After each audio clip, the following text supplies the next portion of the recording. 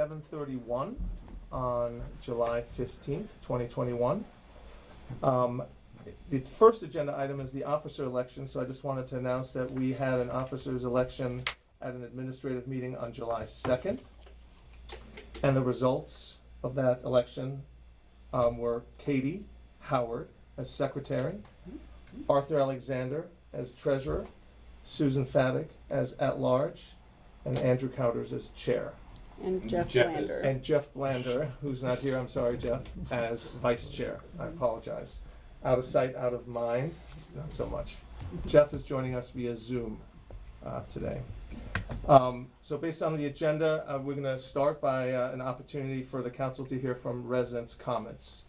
Niles will unmute you if you would like to raise your hands, either if you're here in person or via Zoom. And we'll, go ahead, Jamie. No, do we want to do the weather? My bad. So first of all, just a couple of quick things. I had this on my mind, and I apologize. So I'll let Keith give us the weather report. Okay, well, I think everybody knows that it's hot and humid. And it's gonna stay that way at least through the weekend. And then we're gonna get a little rain on Sunday. And then I can tell you right now that next week is gonna not be like this week. It's gonna be temperatures in the 80s with a lot lower humidity. Okay. And going forward through the rest of the month and into August, it looks like temperatures might be averaging actually below normal. But the bad news on that, Arthur, is that you're gonna have to water your plants and your grass because the precipitation appears to be looking below normal also. Over the next couple of days, you might notice a whitish, opaque appearance, a hazy outlook to the sky. That's actually from the wildfires in the west right now that are infiltrating across the entire country onto the East Coast. But generally speaking, we're in a summer sing-along. Carbon copy over the next few days. Hazy, hot, and humid. But things will be getting better. Okay, And that's it. Thank you. As far as the Got- weather goes, got my I'll be back with the engagement committee update later on. okay, good, got my sprinklers out today. Thank you, Keith. Thanks. Oh, want to welcome Andrew and Katie. Thank you. Thank you, Keith.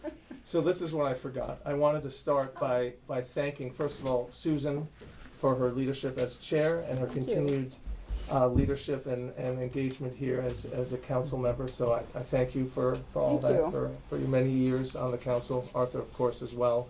I wanted to thank the residents for electing me, electing Katie. Very honored, and will focus, my singular goal is to make the VMA an even better place to live. And so I just wanted to thank everyone, and I wanted to give Katie a quick opportunity to say a few Oh, words. thank you. Do I need a microphone? Do I get to? I think you can hear, we You can can hear hear it, me okay? but Okay. we can do Well, it. thank you, Andrew, and congratulations to our new council chair, Cowders. It has a nice ring. Thank you. Hello to those in attendance here and at home. Welcome. It certainly feels like the dog days of summer, not to steal from you, Keith. But we are not practicing a summer calendar or agenda. We have a lot to do on our agenda, so I don't want to take a lot of your time. But I just want to first and foremost thank our most recent festive and joyful event, the July 4th of July VMA party hosted by the Community Engagement Committee. It was a great success. It was so nice to see residents in person. We also had all of our delegates from District 18 in attendance, and Council Member Andrew Friedson and State Senator Jeff Waldstreicher. And it was also great to see them because I could thank them in person for my official citation as now a council member. So Oh, I never got one of didn't Oh, those. well, sorry. Well, so maybe you can put in a word for us. I got it mailed, so Oh. I'm just excited to be here, and I'm ready to get to work. I want to thank Susan, Arthur, and Jeff via Zoom for being so welcoming to the table, and so thank you and good luck, Andrew. I guess we're as ready as we're going to ever be. So. Thanks, Katie. And I'd like to wish you luck as well. Thank you. And congratulations. Thank you. Thank you Again. very much. Thank you. Okay, so off to residents' Yeah. comments, and I see Peter's hand is up, so you're already unmuted. Okay, well, thank you very much, and my congratulations to the new council members and to the new officers. And I want to say it's very exciting and pleasant to see everybody back in the office, acting as if life is normal, so that's a real pleasure. The subject that I want to raise tonight is something that I know that you all will be talking about later in the evening, and that's the County Council's likely passage of ZTA 1907 and how this impacts Martin's additions. So I believe that under current law, despite the FCC's small cell order and despite the City of Portland case, which has the surface appearance of enacting a new ordinance, a new standard, we'll continue, local regulation of small cells will continue to be judged by the federal courts under what's called an effective prohibition standard. In other words, if a telecom is denied a permit, it can only gain that by the local jurisdiction, it can only gain that permit if it demonstrates that it has been effectively prohibited. And that means that there is no cell service, there is no wireless service in that location. And for that reason, I believe that it's very, very difficult for a telecom to demonstrate effective prohibition in Montgomery County because we have very abundant cell service. I've laid all of this out very carefully in a letter, in a paper that I sent to all of the council members. So the situation is that if 1907 does not pass, we will likely have a significant amount of control over what happens in our streets, on our telephone poles. We will continue to have the kind of local control that we've always had. However, if ZTA 1907 does pass at the county level, we will be preempted by the county, not by the FCC, but by the county. And we will be forced basically to accept almost anything that any telecom wants to do. ZTA offers significant discretion to the telecoms in choosing where they go. They can, without a hearing, they can be 30 feet or more from homes, but with a hearing that's likely to be purely of limited meaning, they can be closer to residents' homes. This is dangerous, and it means a total loss of local control. For that reason, I would urge the council to consider contacting the county council and laying out your views, which I hope are unsympathetic to that loss of local control that would arise under 1907. So that's the substance of what I want to say, and I'd be happy to answer questions, because I know some of what I've said is a tad controversial, but I am very convinced that it's true. Okay, thank you. Thank you, Peter, and I know we'll have more time to discuss this a little later, so feel free to chime in during that discussion as well. Thank you, I appreciate that. I see Marty's hand up. You'll be unmuted, and I forgot to mention, if possible, if we can keep these comments brief, as always, but please make your case.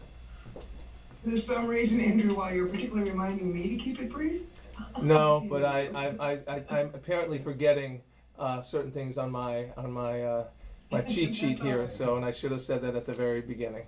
Thank you, I Marty. do think it's important for residents to have time to express concerns, and for the council, obviously, to listen. Agreed. Not just graciously, but thoughtfully, so I appreciate this. Agreed. I want to second what Peter said. I agree with Peter's legal analysis that there really is a significant impact from ZTA 1907 in terms of our ability.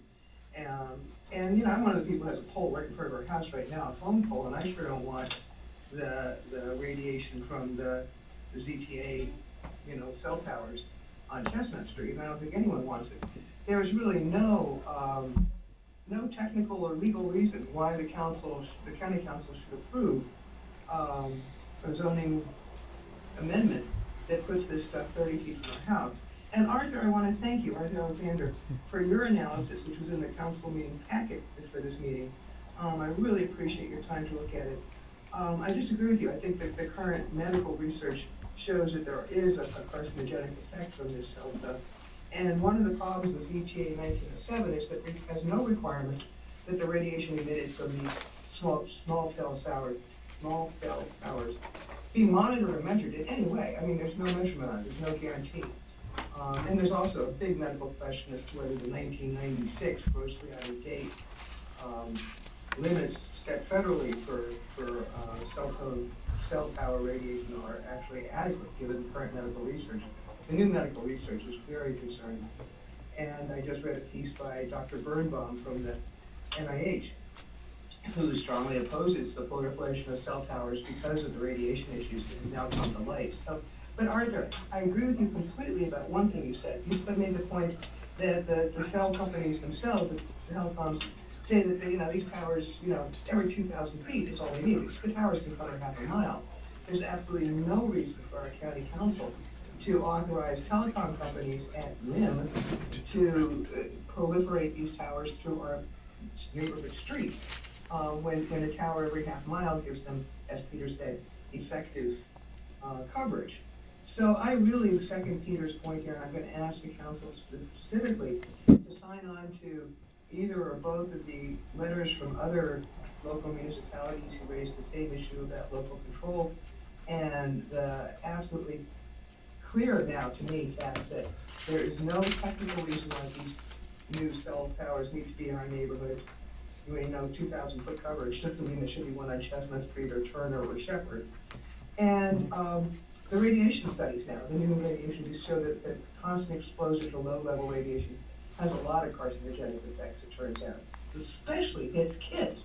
I did not know this until I started reading the literature, but kids' developing brains are extremely susceptible to the radiation. And the telecoms line that uses high frequency rather than low frequency on the 5Gs is not actually correct, because they're using not only the higher frequencies, but also the same lower frequencies of this radiation that were used with 2G and 3G. And those medical effects are well documented now. So that stuff really penetrates kids' brains, and there's all kinds of developmental effects from it. So Arthur, I appreciate more than I can tell you. You're digging into this in your usual thorough fashion. And I'm going to ask you to take the next step, which is to read Peter's legal analysis, and I can send you Dr. Birnbaum's update on the medical stuff. I know we have some residents with medical conditions who are extremely concerned about constant exposure to low-level radiation if the telecoms have it their way.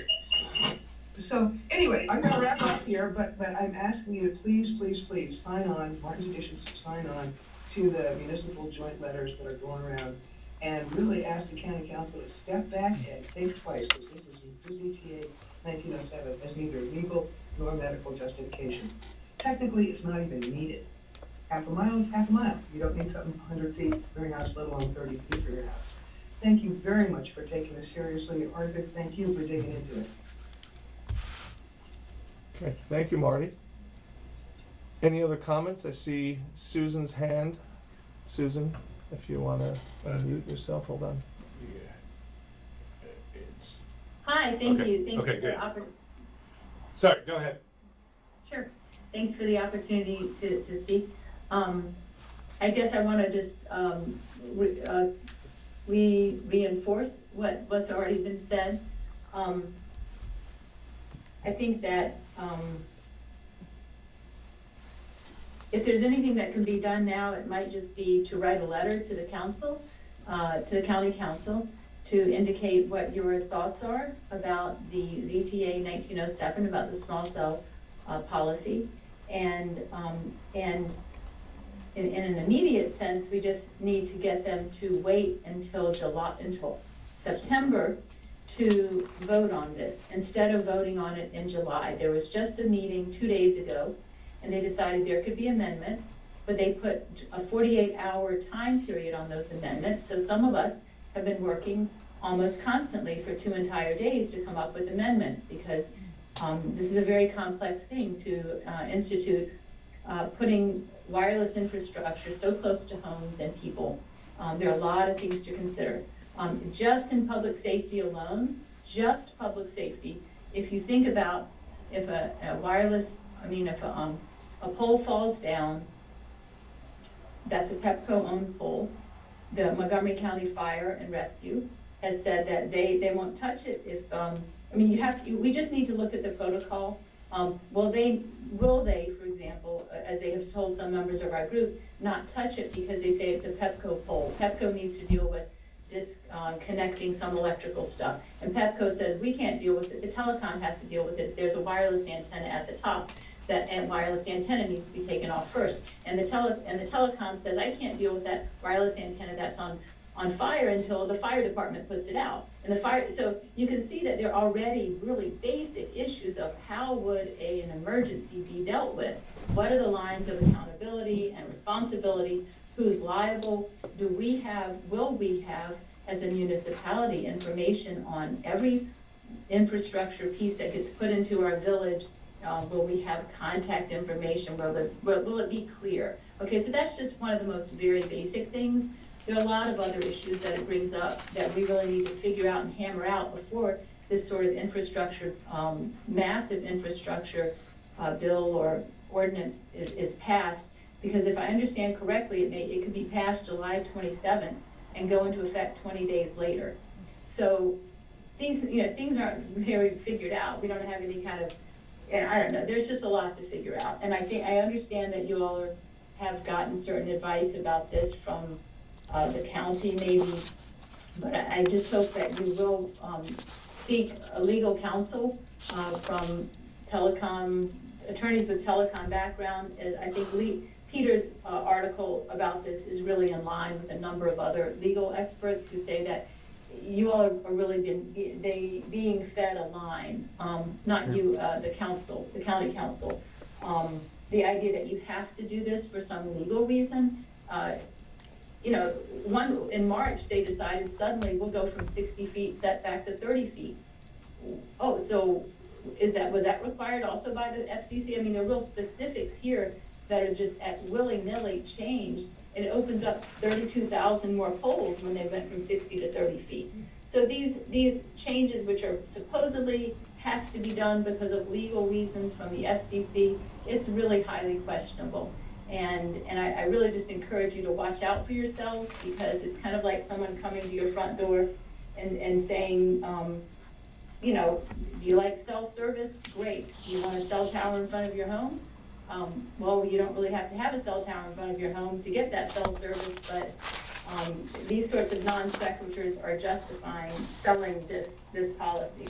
So anyway, I just encourage you to look at it carefully, maybe look at some of the letters that have been circulated, and I'll personally offer to any of you to speak with you individually. I have a little presentation that I and some other residents gave, and it's only about 15 to 20 minutes long. I'd be happy if any of you wanted to email or phone me. I'd happy to set up a little time online for me to show you, run through this PowerPoint presentation just to give you one more perspective on it, or to bounce around any questions, ideas you have on this. I'm happy to share any thoughts. So feel free to call me anytime or contact me. Thanks. Thank you, Susan. Any other comments from residents? Okay. Good. Oh, yep, that's it? Okay, Good. so the next agenda item is committee appointments. And on that, just based on the somewhat anemic responses, possibly due to folks taking summer breaks or a break from village politics in general after this election, I was going to ask if we would entertain a conversation here, a discussion of possibly extending the deadline to encourage additional volunteers to come forward as folks maybe come back home or and maybe other reminders from Niles.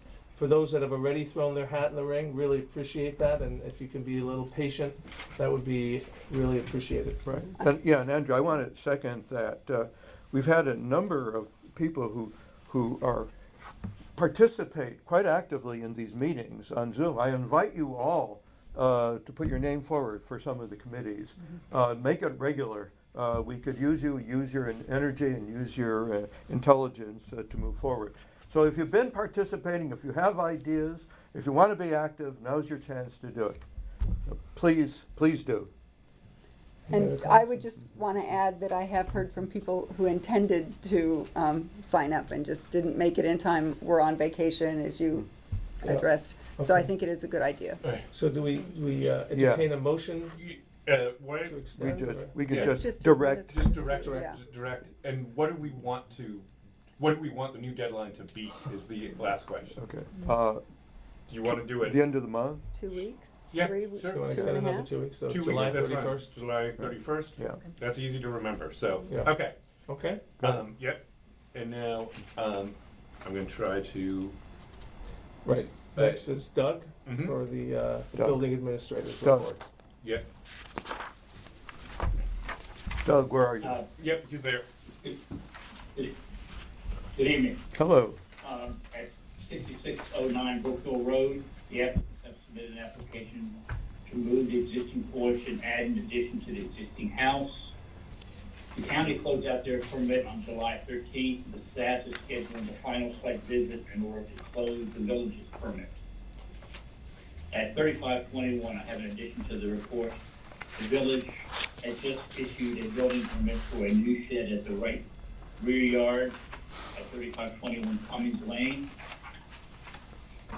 At 7220 Dellfield, the applicants have submitted an application to remove the existing house and build a new house.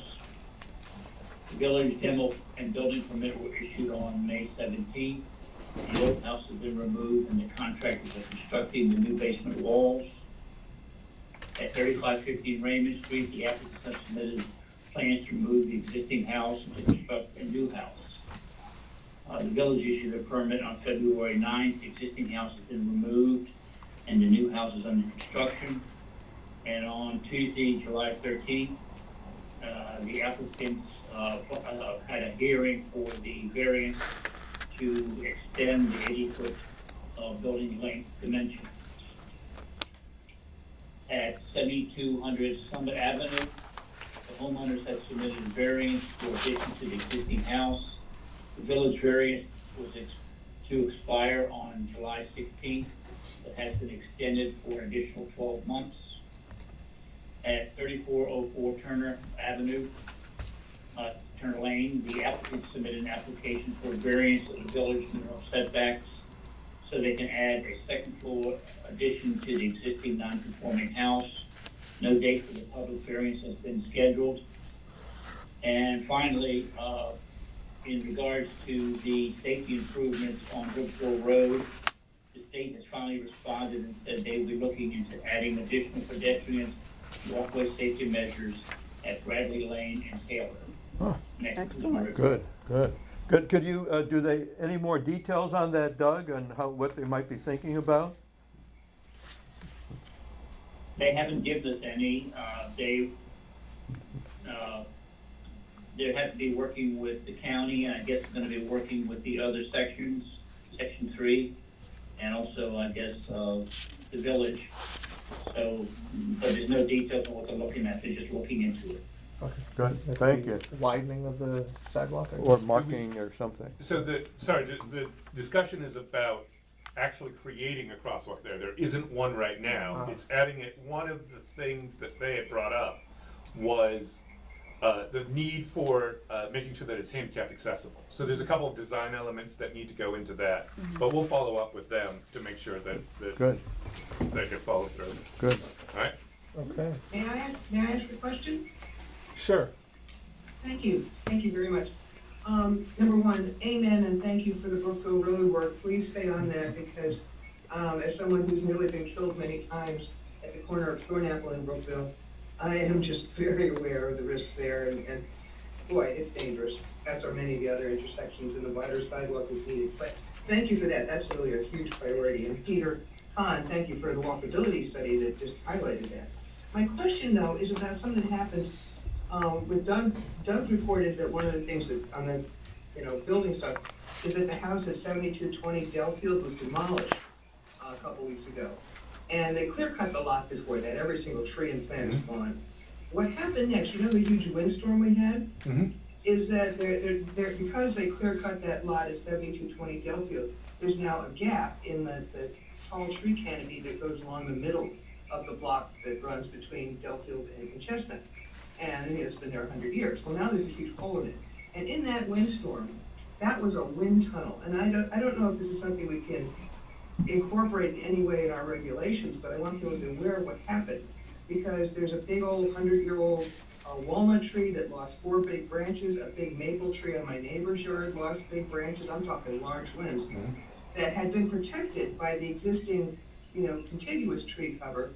Once they clear cut that lot at 7220 Delfield, the wind tunnel effect just ripped through the trees in the middle of the block that were on the downwind side of where that opening is. And, we're still cutting up the lumber from the limbs that came down. It was really harmful. Is that, Marty, is that close to where the tree came down in Delfield? On Delfield, wasn't there a tree that came down? That was further, sorry, That's that was closer further to- up, that's closer to Taylor Street. Closer to Taylor, got it. That was further south. Got But it. of course, again, the lot that was clear cut of big trees at the corner of Taylor and Delfield.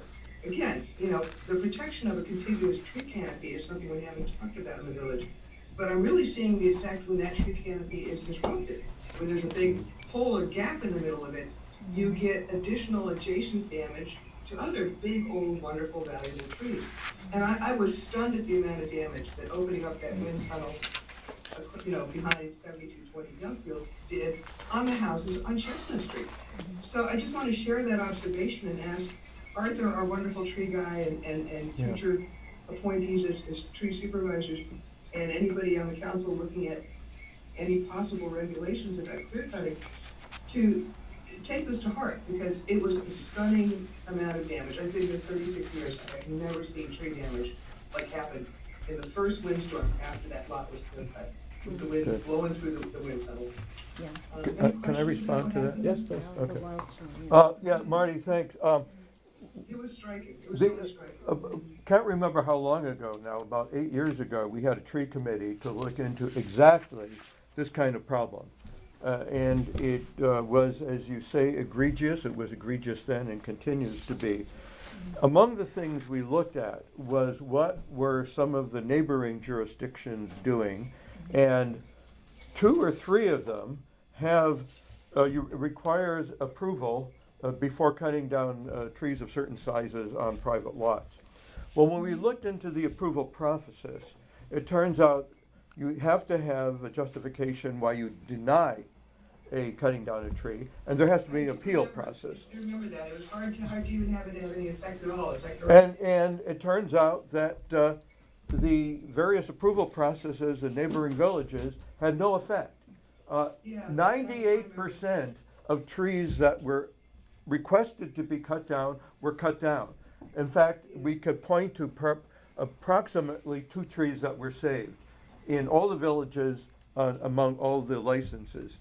And so we thought that it would not be useful to duplicate that kind of an ineffective process with the burdens on residents, burdens on administration, the costs of doing it.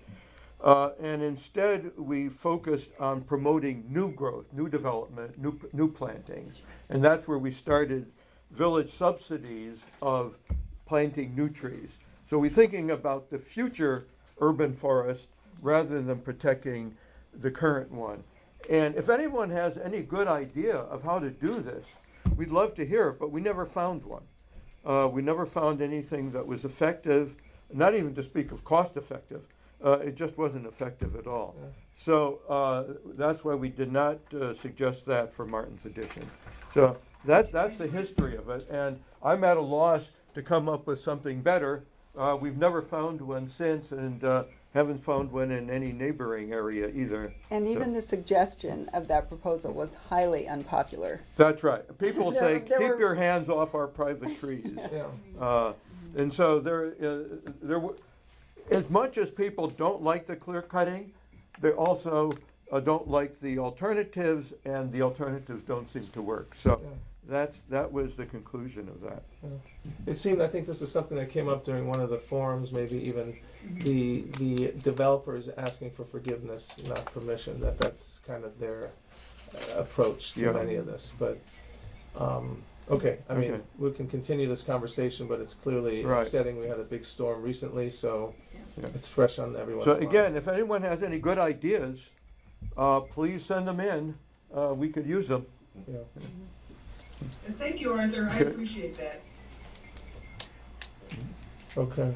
Doug, anything else from you, or does that complete your report? That's it, Okay.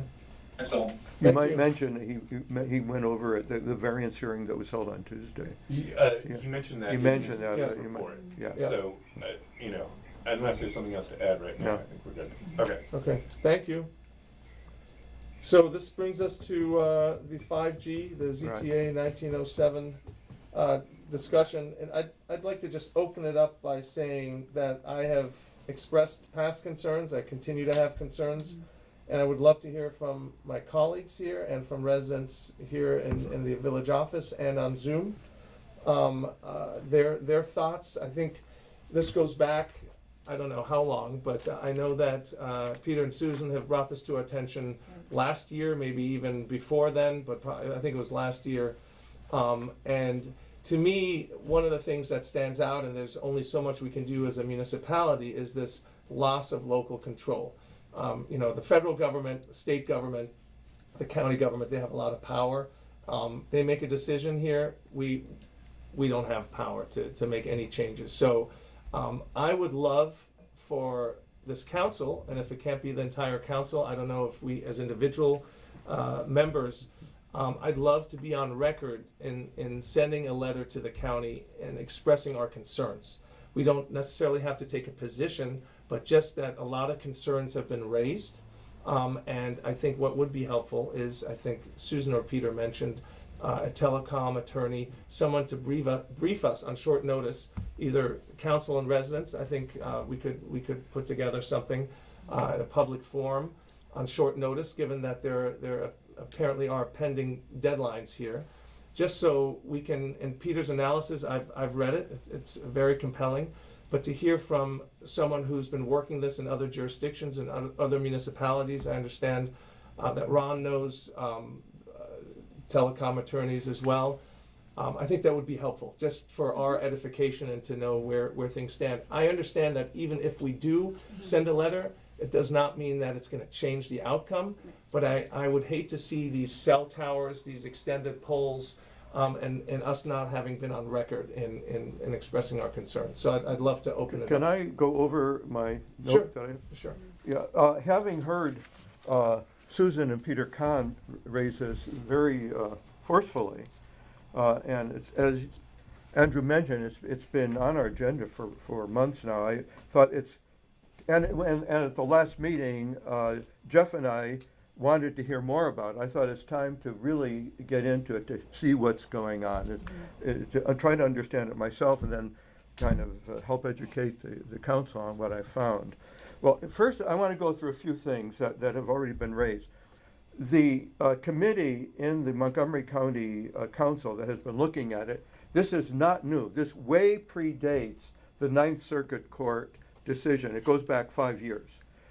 And their primary concerns to begin with were not any of the legal issues that Peter raised, but one, to bring the county up technologically to make it more business friendly. And they saw other counties, other jurisdictions in Maryland and in Virginia doing that, and felt that Montgomery County was falling behind in its attractiveness to both business and to residents. If residents are looking at where there is broadband, Verizon Fios doesn't go past every house. They thought 5G is one. So that was one, and it way predates any of the FCC orders and the challenges in court and the resolution of that last year. The second one was digital divide. And several of the council members, the Montgomery council members, are very strong in bringing broadband to the people in a much broader way than it is today. And they also talk about FiOS being the broadband for the rich, 5G being the broadband for the poor people or for various other disadvantaged groups. And so those two motivations way predate the FCC order and Circuit 9.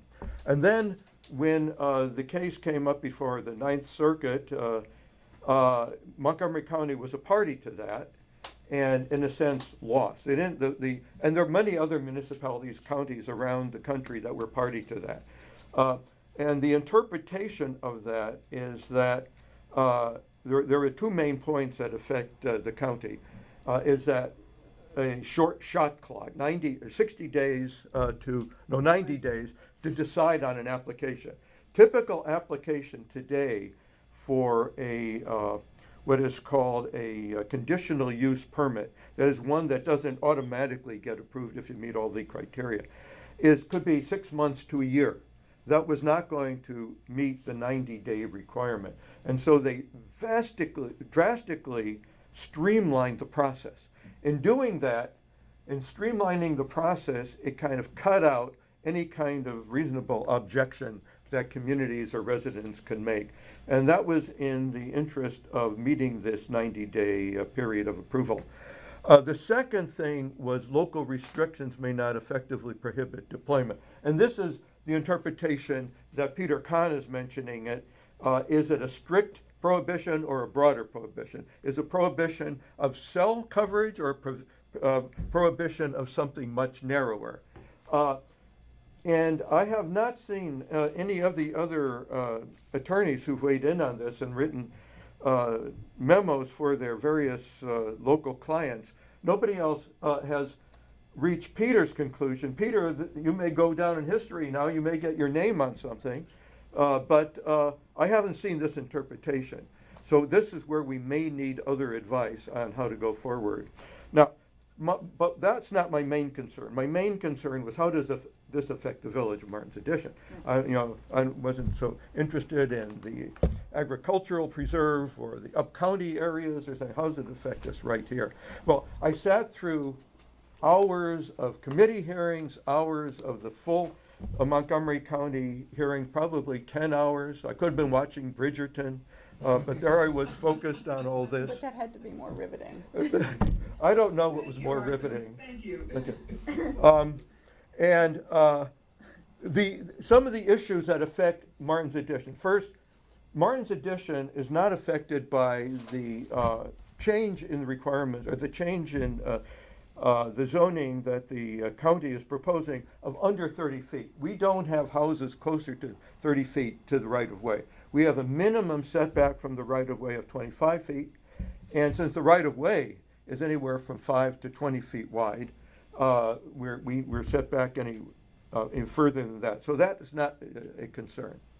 Then I looked at the question of local control. It turns out we don't control nothing on the right-of-way. The county doesn't either.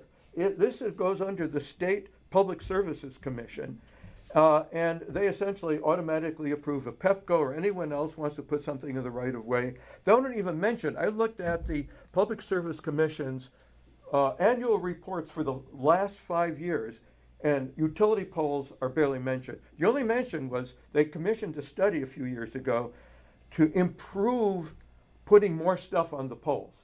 Like, for example, the cable companies, the telephone companies, and now the 5G companies, they want to improve that process, ease it, increase the ability of outsiders, non-electric companies, to mount stuff on the pole. And this was actually brought up by the state legislature, and they were responding to that. And so this was a study to see whether, in fact, there were restrictions. The study says, no, it's okay. Anyone can put up anything they want, and they pay a fee, and everyone's happy with the way it is, and there's no role for the state here. So the municipalities have no insight into this. The county has no insight, and the state says, your poles, the poles are not our concern. And so right now we don't have any. Now the difference, the change is that Martin's Edition 2 years ago passed ordinances to control small cell wireless, which gave us insight and control, not control, regulation over antennas. And so it controls the siting of towers. A tower, now I went over, Ron, you'll love me for this, I really focused on your language. A tower and a pole and a structure are all different things. A tower is something built specifically for an antenna. Our own ordinances now restrict that to 1 every 2,000 feet. If you're going to put an antenna on an existing pole, we have no say over that. The poles are there, though we do require a licensing of that and an approval of that. And so Martin's Edition we cannot say you cannot do it, but you have to meet certain criteria to do it. And the poles have a limit in height. So we're not going to, and the county's code also, the proposed code also has height limitations. So you're not going to be putting one of these giant scaffolding things that you see for the broadcasters in Martin's Edition. Anything has to be under 50 feet, and more likely within a few feet of an existing pole. The reason they do that, you have an existing pole and you have to add the antenna on top of that. So it can be an additional 6 feet on the top of that.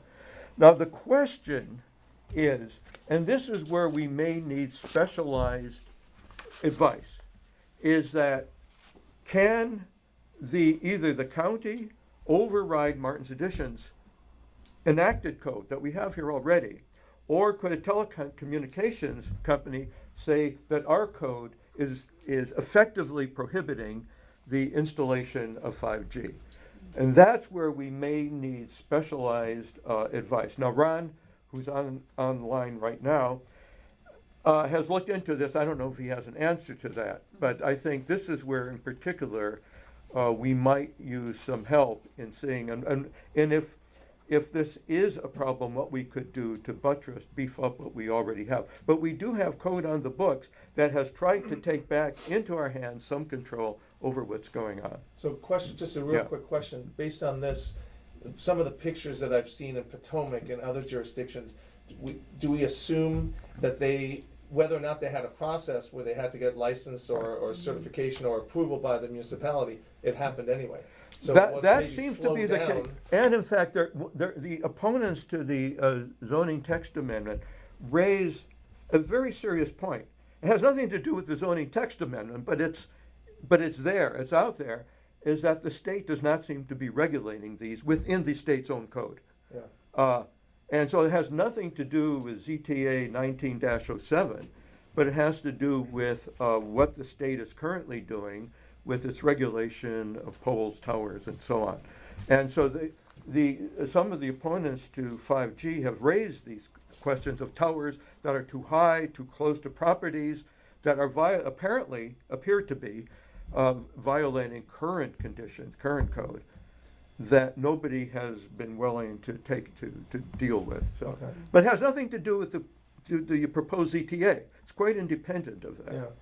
Yeah. It's almost eminent domain, these polls. I mean, there's nothing. Yeah. Okay. So Now, I would also, Ron has suggested this, walk around and look up. I was going to bring in some pictures that I've taken of local infrastructure that's hanging on the poles or sitting on the curb on Bradley Street.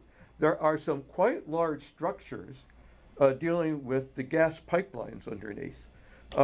And if you look at some of the pictures of the old 5G installations, they're equal the size of these 5G installations, these boxes on Bradley Lane. And perhaps elsewhere I just happen to see those. But there's a ton of stuff hanging overhead, transformers and boxes and cables that I'm no aesthetician, is that the word? Aesthetics person. But this stuff doesn't look good to me. And I can't imagine the cell antennas, which are cylindrical things about 4 feet long and about this wide, being that much uglier than what's already up there. well, there's a degree for that, Arthur. There It's is a late. degree, yes. So if I've seen Peter's hand up for quite a while, and then Jeff, So, Peter, if you want to unmute yourself or Ask him to unmute, so it Ask- should take yeah. just a second. all right. Okay. Well, Arthur, nothing personal, but I disagree with almost everything you said. Okay? Uh, In and I want- detail, be specific, I'm sorry? be specific. Okay, and I want to thank you for attributing to my own originality the legal analysis that I put forward. In fact, I'm not really responsible for very much of that legal analysis. The Ninth Circuit agrees with me, the Second Circuit agrees with me, and there are several telecom lawyers who've become quite prominent since this new FCC order has been put in place, whose work I basically drew from. The only thing that was original with what I said has to do with my analysis of what's going on with the county council and their, I believe, misunderstanding of the law. First of all, as to your policy reasons that we need 5G, I just want to point out that if you go online and look at the coverage maps for Verizon and AT&T and T-Mobile, you'll see that we are already highly covered with 5G signal. Well, Peter, I'm not saying, that's not my view. I was looking at the motivations of the county council, and it goes back 5 years. And Right. so, Right. so this is their motivation for it, not, I'm not pushing either, any of I these points. understand that, Okay. but the reality is that we already have 5G from multiple sources, and that's the case basically throughout the county. Secondly, let me talk a little bit about the City of Portland case. The City of Portland case applied the a standard called the Material Inhibition Standard in place of effective prohibition. And it did so under a different provision of the 1996 Telecom Act than is relevant to the decision of how many cell antennas to place and how to build them and so on. The whole issue of construction and placement is covered under section 332 of the Telecom Act. The entire City of Portland case was decided under section 253 of the Telecom Act. And traditionally, the federal courts have applied a material inhibition standard to cases arising under 253. However, under 332, it applies an effective prohibition standard. And it continues to apply, they continue to apply an effective prohibition standard. And that was stated, in fact, by the City of Portland case. It's been stated by the Second Circuit. It's been certainly stated by the Fourth Circuit, and I can send you those citations if you are interested, or indeed they appear in my paper. And so, the material inhibition standard was also what the FCC decided on its own should be applied in cases arising under 332. So the FCC is a regulatory agency, and it's the province of the federal courts, not a regulatory agency, to interpret the language of a federal statute. And the Second Circuit has been very upfront in stating that the FCC does not have the authority to implement this. So, Peter, can I ask you a question? We've read your paper. What's the point? What are you getting at with respect to the ZTA? What I'm getting at is that the ZTA is being justified.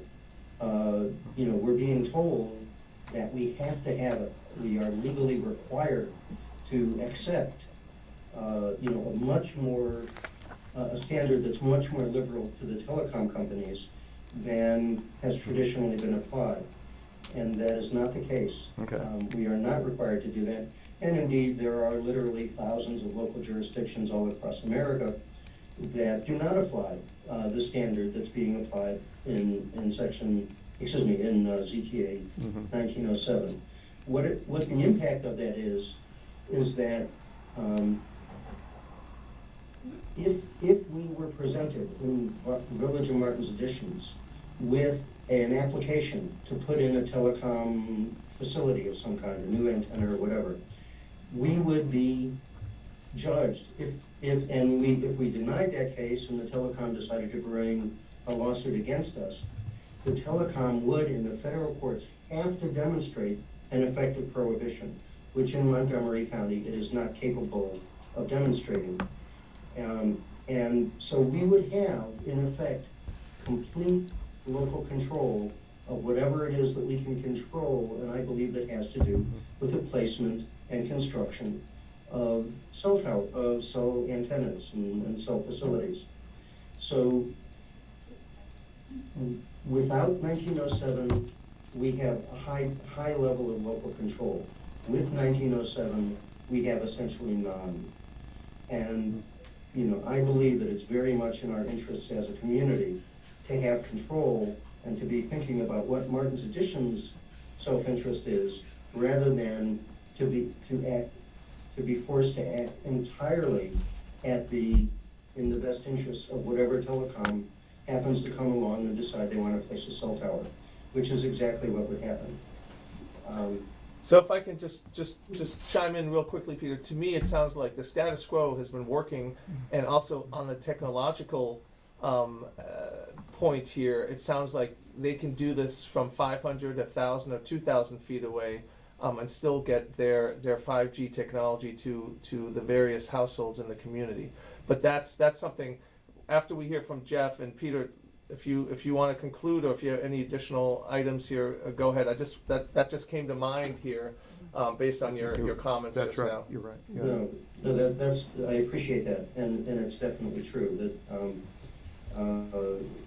it's well known at this point that even though the telecoms say that they need to be 30 feet from us in order to send their signal into our homes, the reality is that we receive the 5G signal from multiple sources that are considerably further away, and we already have very good 5G coverage.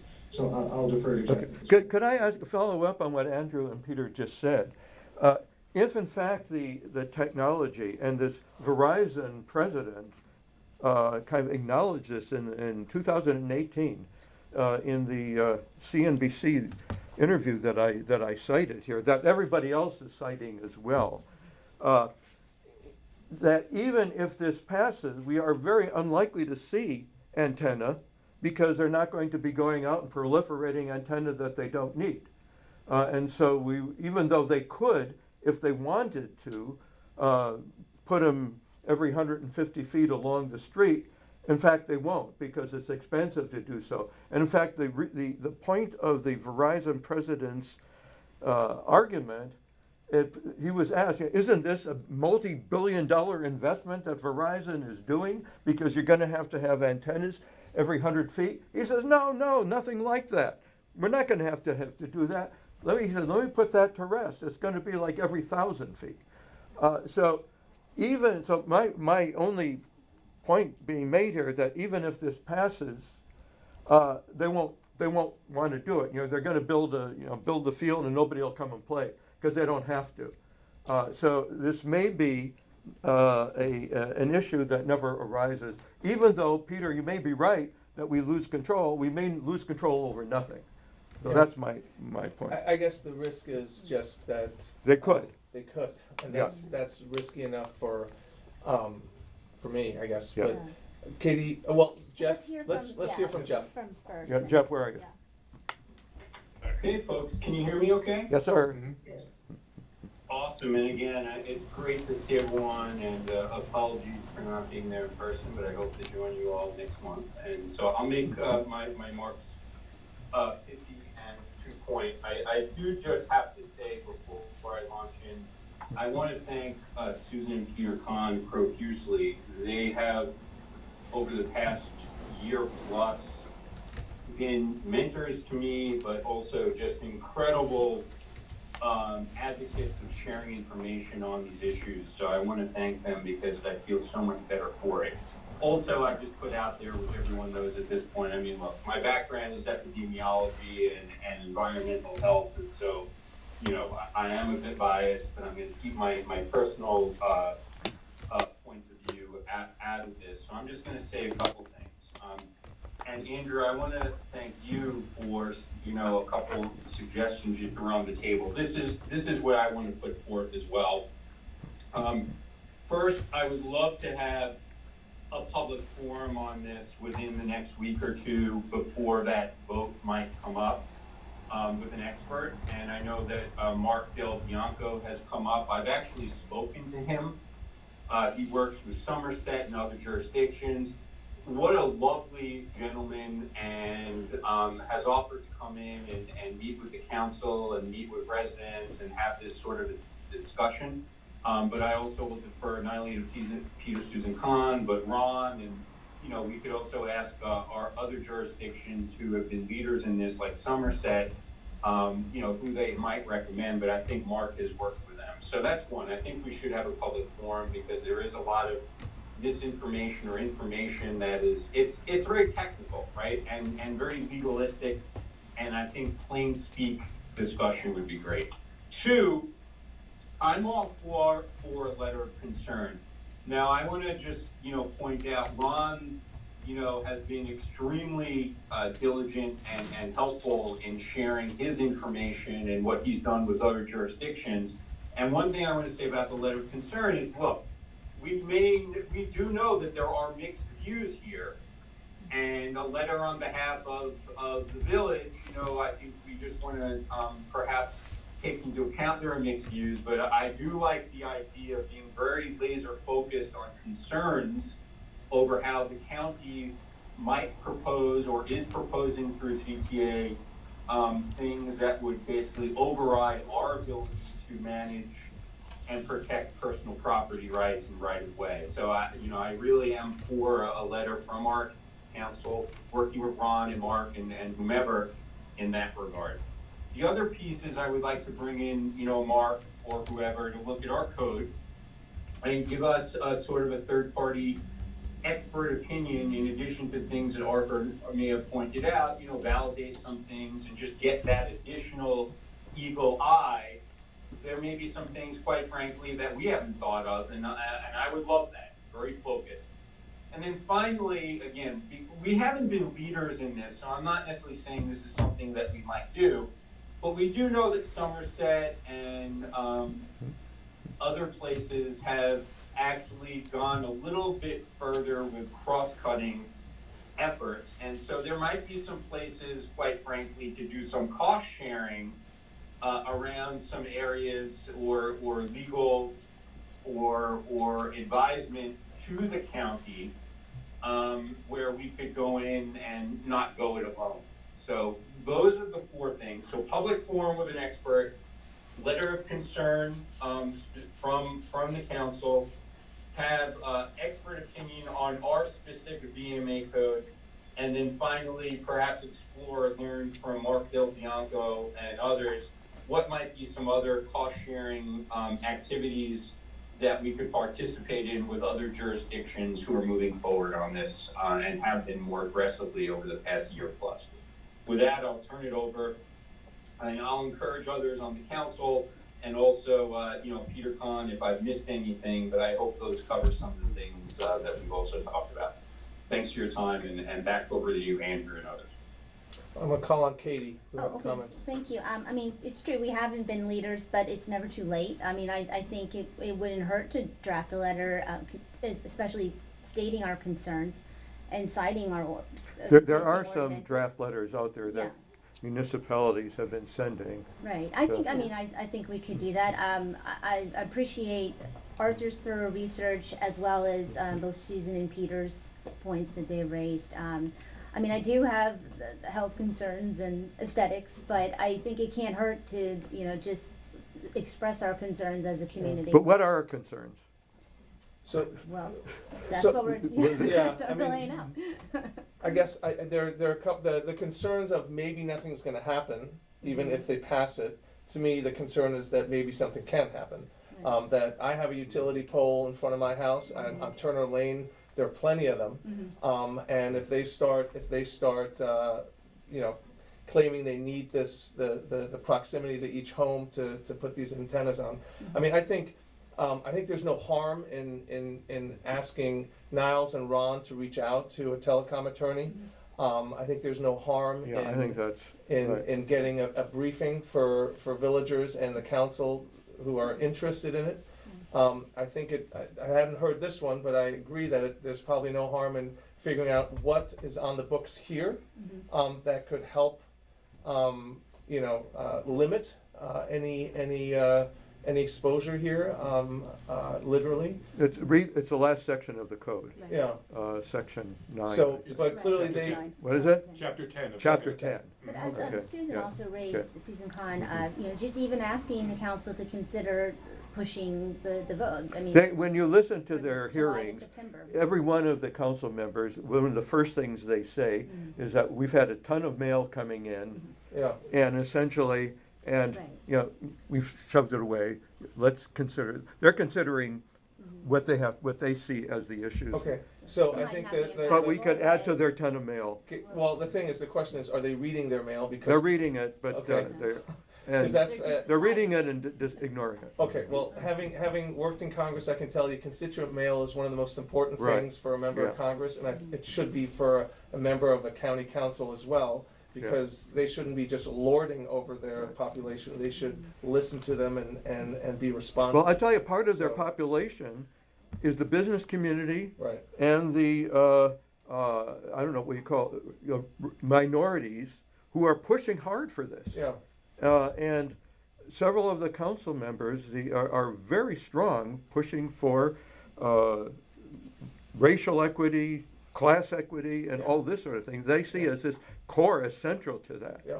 So, No, and that's the whole conversation on broadband and, Yeah. and getting to rural parts of the county and rural parts of the country. So, Which is critical for students who have had. Yeah. 100%. And people Right. who've had to work remotely Yeah. and go to school remotely, so we have to look at that broad Okay. picture too. were there other, was your hand raised, sir? Did you raise your hand? Oh, no? You wanna say No. something? Maybe too premature. I okay, was inclined to call this a tempest in a teapot. okay, I, as a graduate student at Syracuse University, more than 50 years ago, my thesis project was electromagnetic compatibility. At that time, there were no cell phones, but there were things called antenna farms. And I was actually paid by the US Air Force, Rome Air Force Base at that time, for my research project on investigating the multiple effects of antennas on their radiation patterns, how to control them. The terminology I don't want to bore you with. dBi means decibels over isotropic, as far as antenna pattern is concerned, and dBW means decibels over wattage, as far as power, radiated power. When you say radiation, it's not like ionizing radiation. Excuse me, It's who's speaking? Oh, you say your- Identify himself. oh, Yeah. okay, sorry. Just give your name. Your name. And where you Give live. your name. Your and name just- and where you my name is live. Ahmet Ergin, And you and I live, retired from General Dynamics. What street do you What's- live on? General Aerospace. Dynamics. What street do you live on? Would you say his name so that people Yeah, on the Ahmed. can hear him? For Yeah. public. My hearing is bad, Okay. I'm sorry. Here, let's do it this way. Yeah, we can't hear him, Okay. okay, and we don't know who he is. Yeah. And your street. Okay, And then make your points, they're okay. Right, Go ahead. okay, the issue is your name. technology. Your name and your street. Okay, the name is Ahmet Ergin, right here, 35 Way, Turner Lane. Here, hang on one second. I've been here more than 35 years, and I retired from the General Dynamics Corporation as an aerospace engineer. My specific specialty was radar and telecommunications, very much linked when it comes to space-based satellite communications and space-based radar. So, Personally, I'm against technology in terms of Edward Allan Poe or Emerson or our great fathers, founding fathers as well, as having to be careful about technology and not to let it get out of hand. But we won't be able to stop it. 3G now is 5G. When I stop 5G, what are you going to do when it's 7G? It's not, the matter is not in terminology, but it is in understanding how to live with the dangers of in today's age. I question when I'm having an X-ray. I says how many whatever it's Roentgens this is equivalent to. We get on airplanes. Okay, I'll disclose something. Personally, someone who's very close to me has leukemia, and that is known to be, that can be induced by radiation. But I was saying, these electromagnetic waves are not ionizing radiation, and there's no proof that they're more dangerous, 5G is more dangerous than holding this darn thing up at my ear, okay? I'm telling you. Mm-hmm. The danger is more from the radiation from this thing than it is from the tower to me. Now, my hearing's not good. I didn't follow what you were saying about the tower, this and there. Where are they going to erect the tower? Right here in village property? Well, They will? no, this is Tear it down because it's an eyesore. Right. that's just Good. to clarify. That's the discussion that the county is having is where to allow these things, that kind of thing. That's the discussion. So there's We're worried that No, they no, may no. come close. Let the county handle it. Well, It's not going to hurt us. 5G Okay. is not going to hurt us. Okay, thank you, Ahmed. Thank you. Thank you. All right, I see, I see Susan has her hand raised again. And Jeff, I don't know if you didn't put your hand down or if you want to speak again, but it's Susan and Jeff. Hi, thanks again. Thanks. I just wanted to say something. People referred to what happened a few years ago, that this is a kind of consistent argument the council has had, the county council, about putting in these cell towers for 5G service. And the deep irony is that a couple of years ago, we didn't yet have 5G, but we do now. And so you have to wonder, when Hans Riemer and others hold up their cell phones and say, you know, we really have to get 5G, as though we don't have it, you have to wonder what is going on. Because if you look at the coverage maps for 5G in our county, T-Mobile, Verizon, and AT&T show massive coverage. So how can that be? And why are we still hearing the argument that we have to do this for 5G? And I think one of the reasons you're hearing that is because you're not being given the full picture, which is that there are 3 types of bandwidth of giving 5G. There's low band, mid band, and high band 5G. The majority of the 5G service we're getting in our county comes from low band and mid band that comes from macro antennas that are miles away or thousands of feet to miles away from us. So, and you'll see this really clearly on the T-Mobile.com website. You'll see a wonderful pie chart kind of cake image, and it illustrates that. So in fact, what we're only talking about is the high band 5G that certain companies want to have these antennas to deliver really close up. But even for that service, there is no wireless company out there that has ever said they need to be 30 or 60 feet from your house to deliver it. So and in fact, they even have said years ago, from 2,000 feet they can give it. Currently on the Verizon website, it says 1,500 feet for millimeter wave high band 5G. So I can understand an argument a few years ago, hey, you need this, the business environment, et cetera. We've got 5G. You could have more 5G if places wanted it. But I'm not, I think that there's a tendency to naturalize anything that the county council wants to do as somehow being necessary. This is, and they've tried to do that. They have used the argument, we must do this because of legal mandate. In fact, it's utterly discretionary what they've done. An example of that is a few weeks, a month in March, when they chose at their meeting to change the setback from 60 feet to 30 feet. They explicitly said why they did that setback. Because it would allow 32,000 more poles to open up to put this on. What you have to realize as a municipality, the county, it's nice to think they're always acting in your interests.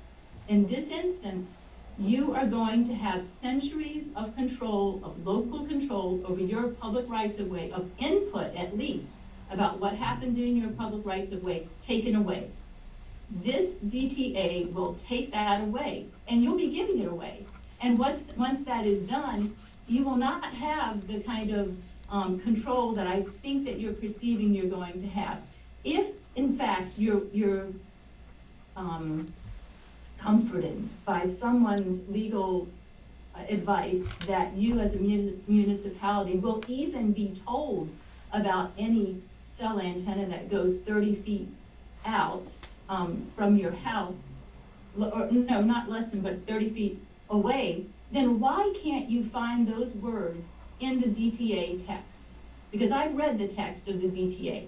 You need to be able to find the words that say the municipality will be notified in limited use, they're called limited use when it's 30 feet or longer, cases of placements of your antenna. If it's not there, don't be so sure that you're gonna be notified and that you're gonna have a say. And so I guess the difference is, I appreciate, Arthur, that you're confident that they wouldn't be putting these willy-nilly everywhere, but why give them that option? So if somebody comes to my front door, I'd like to put something, I'd like to put something in your right of way, well, like, thank you, please get off my property, might be one reaction. Another might be, sure, I'll sign something in my lease here that gives you, like an easement and a right to always go in my right of way and do what you want. So anyway, I don't wanna do that, and I guess, and also remember, nothing's been in these that protects schools, bus stops, or playgrounds, or parks. So there are bus stops along Brookville Road, where my child and many of your children wait for buses. We don't know where they're gonna put this. We're giving up the right to have a say about it with this ZTA. And if nothing else, I would just want to have a little bit more input, even to be notified, just to say, okay, if you can't agree on anything else, we would, as a municipality, like to be notified when some of our residents are gonna have something in front of them. Now, the issue of health or not health, and to me, it's almost whatever. There's like noise and signal. The signal here is you do not need to have this technology this close in order to deliver it, technically, and there is no legal requirement that you must do this. So everything else to me is kind of like noise from that message. Whether or not you think there's a health issue, even if there is a health issue, do you need to give away your right to, put something right in front of your house? Are you concerned about property values? Will it affect property values? Will it not? Who knows? We're gonna have equipment cabinets and battery cabinets. They're gonna affect pedestrian sight lines and driver sight lines. Where are they gonna be placed? Will you have any say at all? Make sure it's in the text, because in Montgomery County, I sit in cases in court, I listen to them, and the text matters. What's in there matters. So I'm just encouraging you to look at that. And finally, it's obvious that the council could benefit from more telecom expertise, because it's very clear that what Peter wrote is in line with what Mark Del Bianco locally has written, what Andrew Campanelli has written, what Scott McCullough has written, what a lot of attorneys across the country dealing with these cases have written. There's nothing shocking or different about it. Except that it notices some even greater inconsistencies. So I just want to encourage you to get that expertise sooner than later. Good luck. Okay, thank you.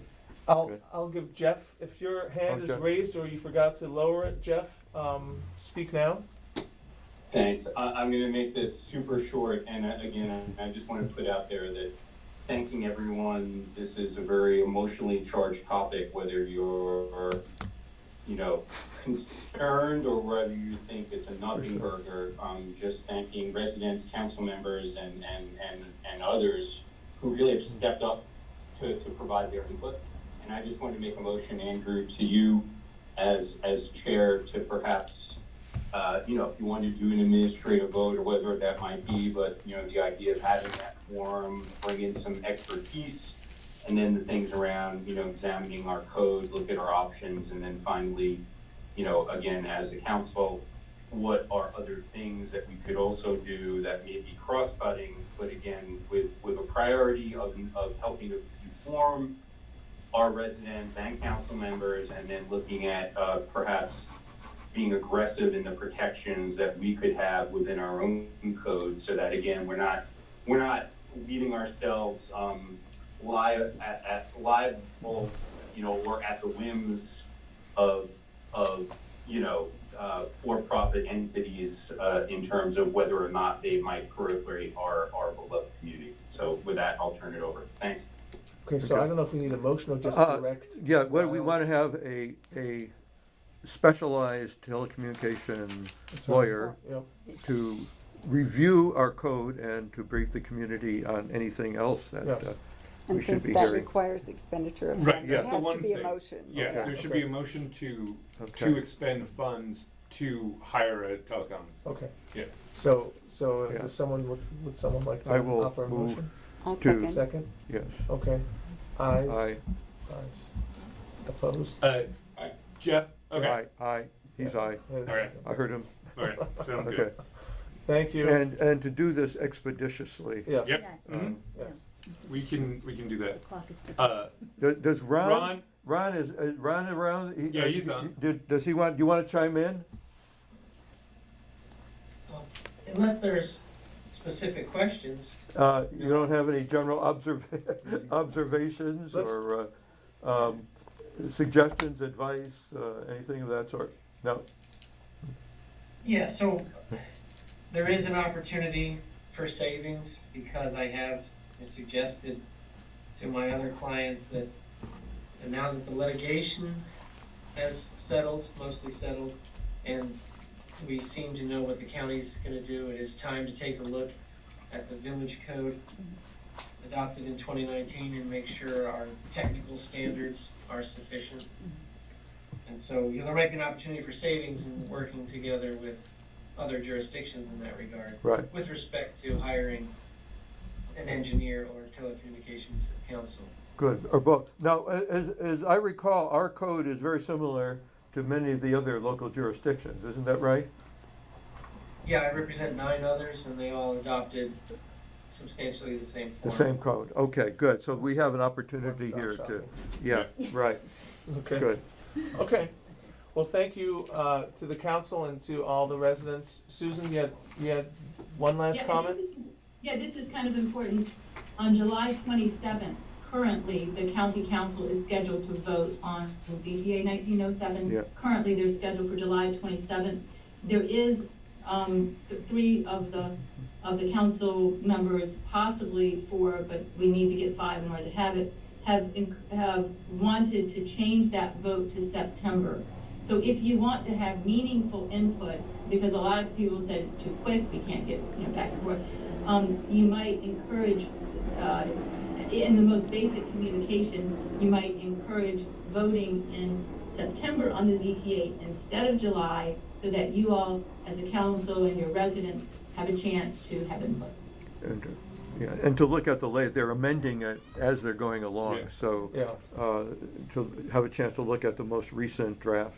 And So is there, I mean, do we, in terms of sending a letter Yeah. to the county council, beyond, we talked about raising concerns, but is there something as mundane as saying, we encourage you to extend? Yes, The that, deadline? I think that would Is be, that something that I we think could that agree would on? be Okay, adequate do we need language. a motion to agree to that, or we no, just? just We'll direct, just, we can. we'll just yeah. direct and do it, okay, Yeah. I just wanted to make sure Yeah. we Yeah. have no Uh, expenditures except for hitting click we on can- an email. Yeah. A 3-cent we can stamp.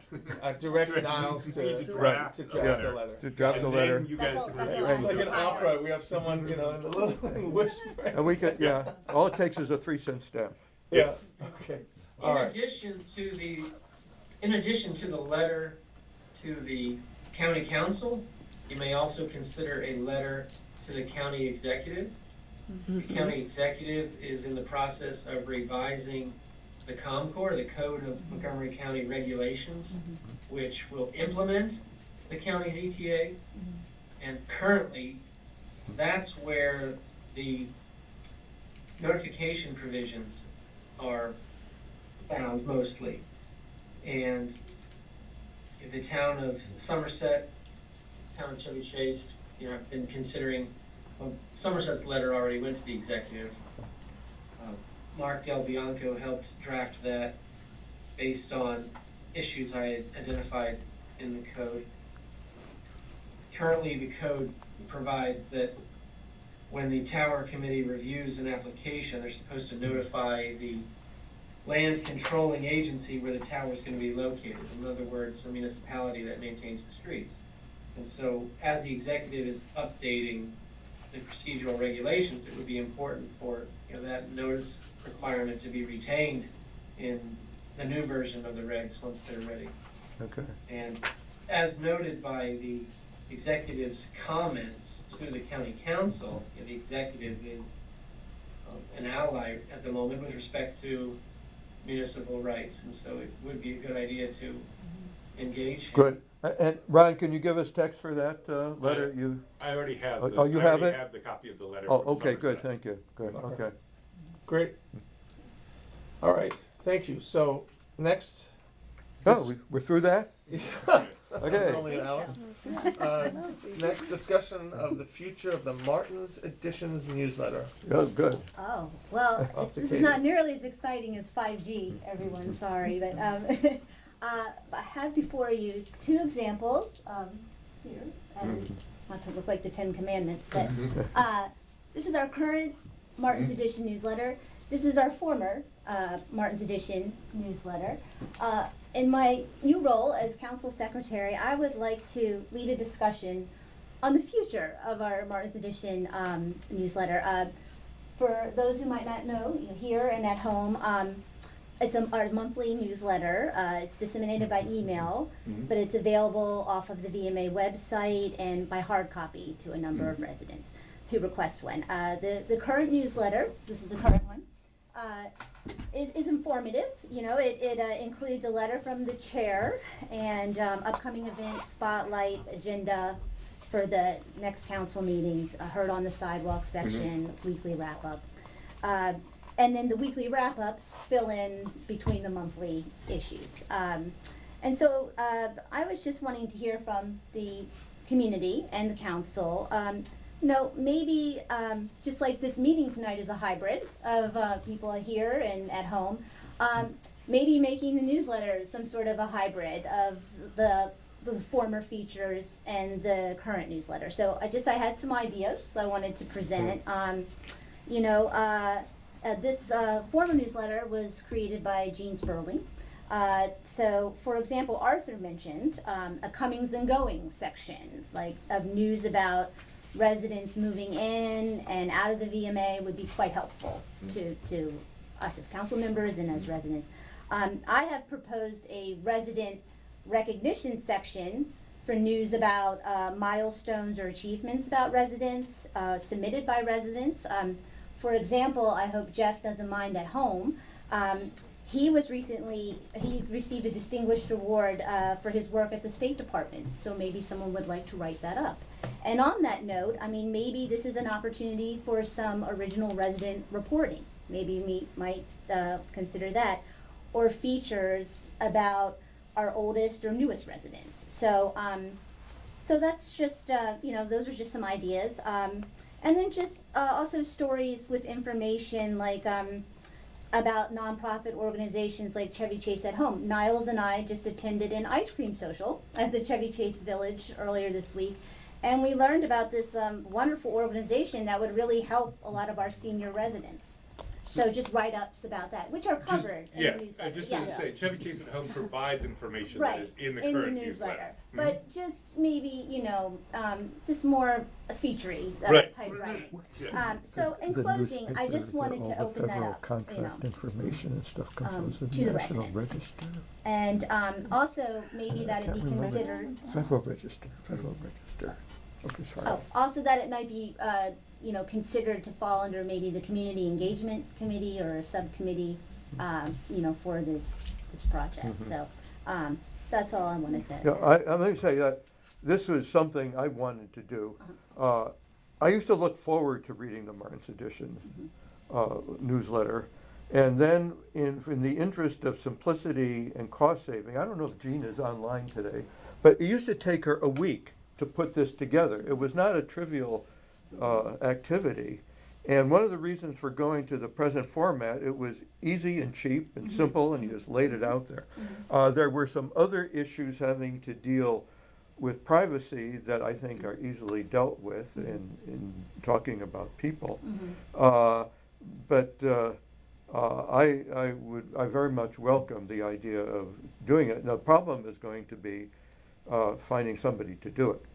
Well, And that's what I'd that's like going to to- be the challenge. I'd like to offer that. I have a Oh. communications background. I'd like to work with, Niles and Martha on maybe a new look or Yeah. emerging or, Yeah. of a hybrid. I know some of the other municipalities do have this. Somerset has a news, it looks like a newspaper, and The Chevy Chase some of the Village others. has quite a have- glossy mag. Yeah, so, right, you know. I almost view this that it could be just from the interest point of view, like an alumni magazine where we're all alumni or current students of the University of VMA, where we Yeah. want to hear That's right. about our fellow residents Right, or right. maybe former residents that have somehow made news. I mean, just to make Right. it a little more I interesting. Yeah. fully support it. And I this is find not- yeah. I find that I say, I haven't seen so and so for a while, and they say, they moved 6 years ago or they died or something. Yeah. They've been so- living out of the village. And again, Right. and no disrespect to the current Martin's edition. It does the job. Yeah. It announces the news. It's very thorough. But I have talked to some residents who kind of missed the reporting of the former That's right. newsletter, and I can pass these around. Can I to ask those Tiffany, in the audience if you would like. like, Tiffany, you were very much involved in the development of the present one.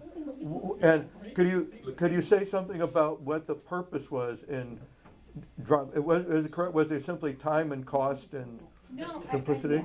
I think what we were discovering is that there were a lot of newsletters that were in the recycle bins. That people weren't even taking them into their homes. We can't hear what Tiffany is Oh, saying. oh, Why don't you come this way, Tiffany? Get on camera, Tiffany. Want to be on camera? Yeah. you could be on camera. Just come closer, Okay. and then we can do it. So what we were seeing is that there were a lot of, Tiffany Sisna Bradley Lane. Can you hear? That a lot of the Project. newsletters were not being read. And so, like many of the other organizations, an e-template, okay, we have constant contact. So finding whatever template, and it's been years since I think the template has been revisited. Right. And I was gonna talk So, about that too. Yeah. Sorry to steal. No. Yeah, knowing that people are reading, you can see the receipts, you can see the click-through information using the e-template. The printing is, my understanding is just the history has been to give it to those folks who said, I want a hard copy. Right. So PDF and print what was there. I think some of the changes are, we went back and when we did our code and charter analysis, there were things that we needed to put into the newsletter, like some of the building block stuff is required that it's noticed. Yeah. Some residents, like when we gave the welcome bags, we gave them information, gave them a card, said, hey, what do you want to tell the village? And they said, we'll tell the village offices, we're great with that, but we don't want our information published. Fair enough, so I think, morphed at different times and, people have different comfort levels with it. So I would just, offer those things. Oh, And I yeah, think definitely. important for the council also to have, it was always great, like, how many people, are people actually clicking through? Like, are they using it or not? And the read rate, I've been gone for over a year now, congratulations. The read rate was pretty high, which was exciting, because Yeah. but, a refresh. Yeah, I And mean, I'm bulk not- trash yeah. info is great, Right. Right. and wrap up and in newsletters, Yeah. but a little more, Yeah. interesting Newsy. features. Yeah. and Yeah, newsy, and I'm yeah. not proposing like back to an old print style newsletter. We could just kind of maybe merge that look more into our. I kind of like I like the newspaper look. I do too. I do like that. Yeah. The, like above But it, the- as I say, it's gonna take Yeah. time to do. Right, I Yeah. would say the last, to your point, you know, Yeah. if there are folks that are willing to write and have the time, Yeah. I mean, it takes time. Right. Well, we live in we have a spectrum of professions and creative folks in the village, and I would open up, any of Invite people invite in, them to invite people to make write their things. suggestions. Copy and- editors on right. staff. Well, I would be the copy. That's, We would that's be fine, users that's of fine with that. me. Okay. But I would love, Yeah. content and Yeah. ideas, and I feel like this is a really opportunity to kind of bridge our community some more and just know each other a little bit better Yeah. after a year where we've hardly seen Good, one another. right. Yeah. So, Good idea. just an Okay. idea. Some hands are raised. Marty, I saw yours first, and then Jeff.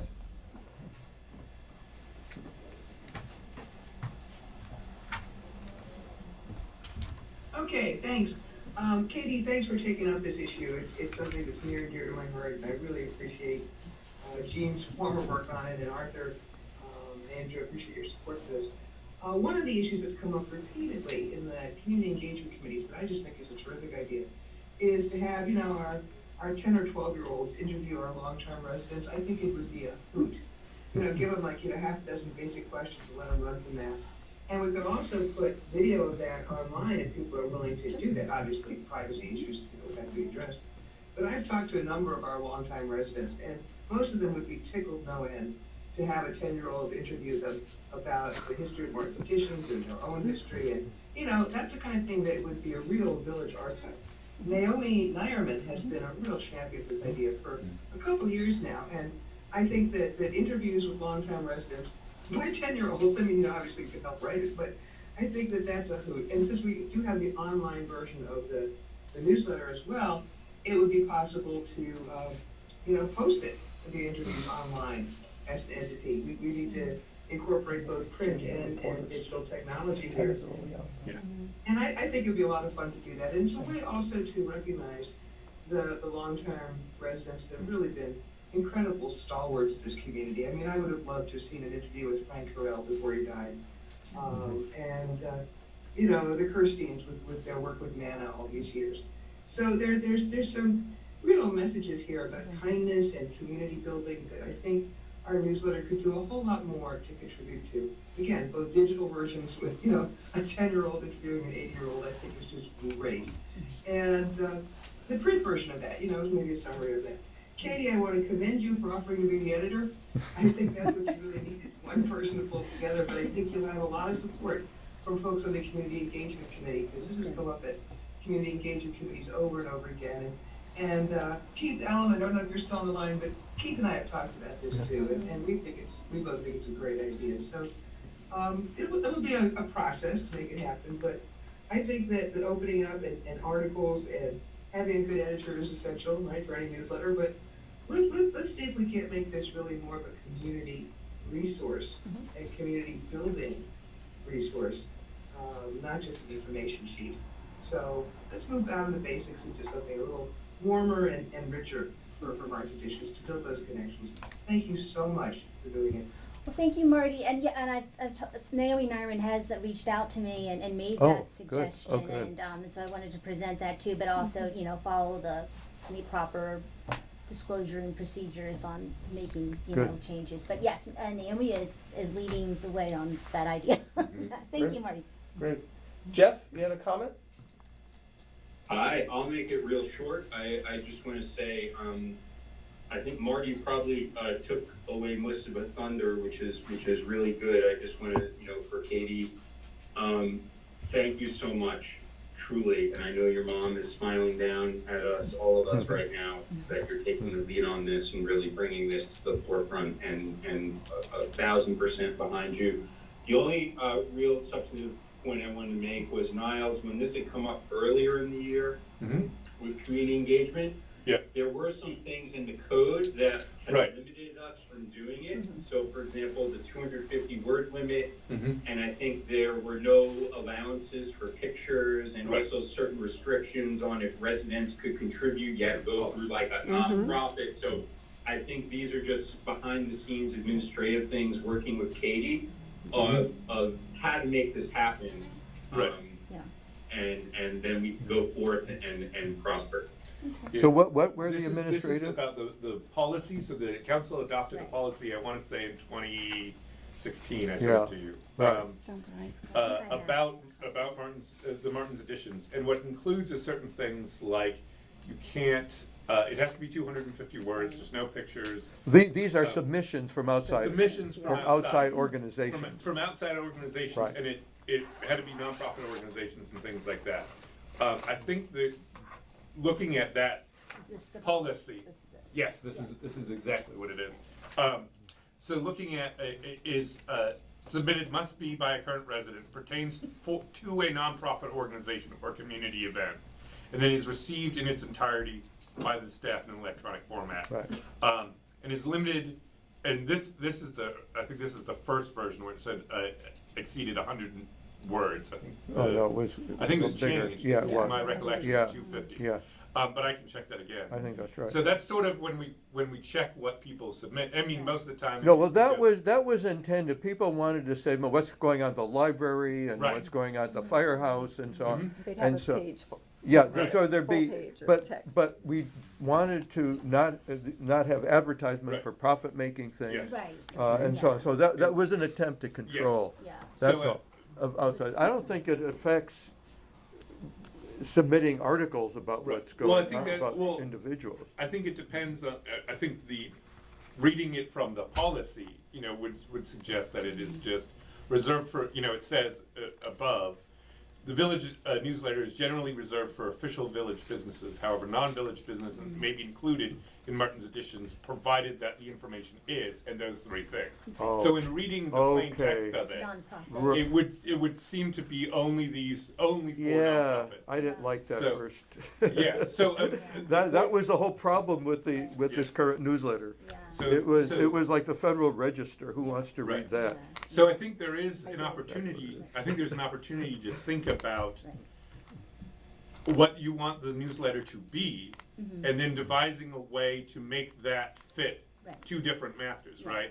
Whether it be having what we have to have in it as one section, Exactly. and then having a section that The is, official, that, yeah. that is different, allows it to separate the two, because again, I mean, the other thing that we didn't talk about before is the newsletter also acts as official notice for the council meeting for Yes. each month, Yeah. and so on and so forth. So, and I think going back to the idea of format, one of the things in exploring Constant Contact, which you always do, is they generated a template for us one time that I Yeah, I think remember. would improve some of the things that we can do with the newsletter, because it allows for a header that has links in it to different parts of our website. They analyzed our website and applied it, and things like that would make it more useful. Could we just do generate our own file and just put out a PDF through Constant Contact? Right, we could do that too. I think the advantage of doing it as we've done it through Constant Contact is that it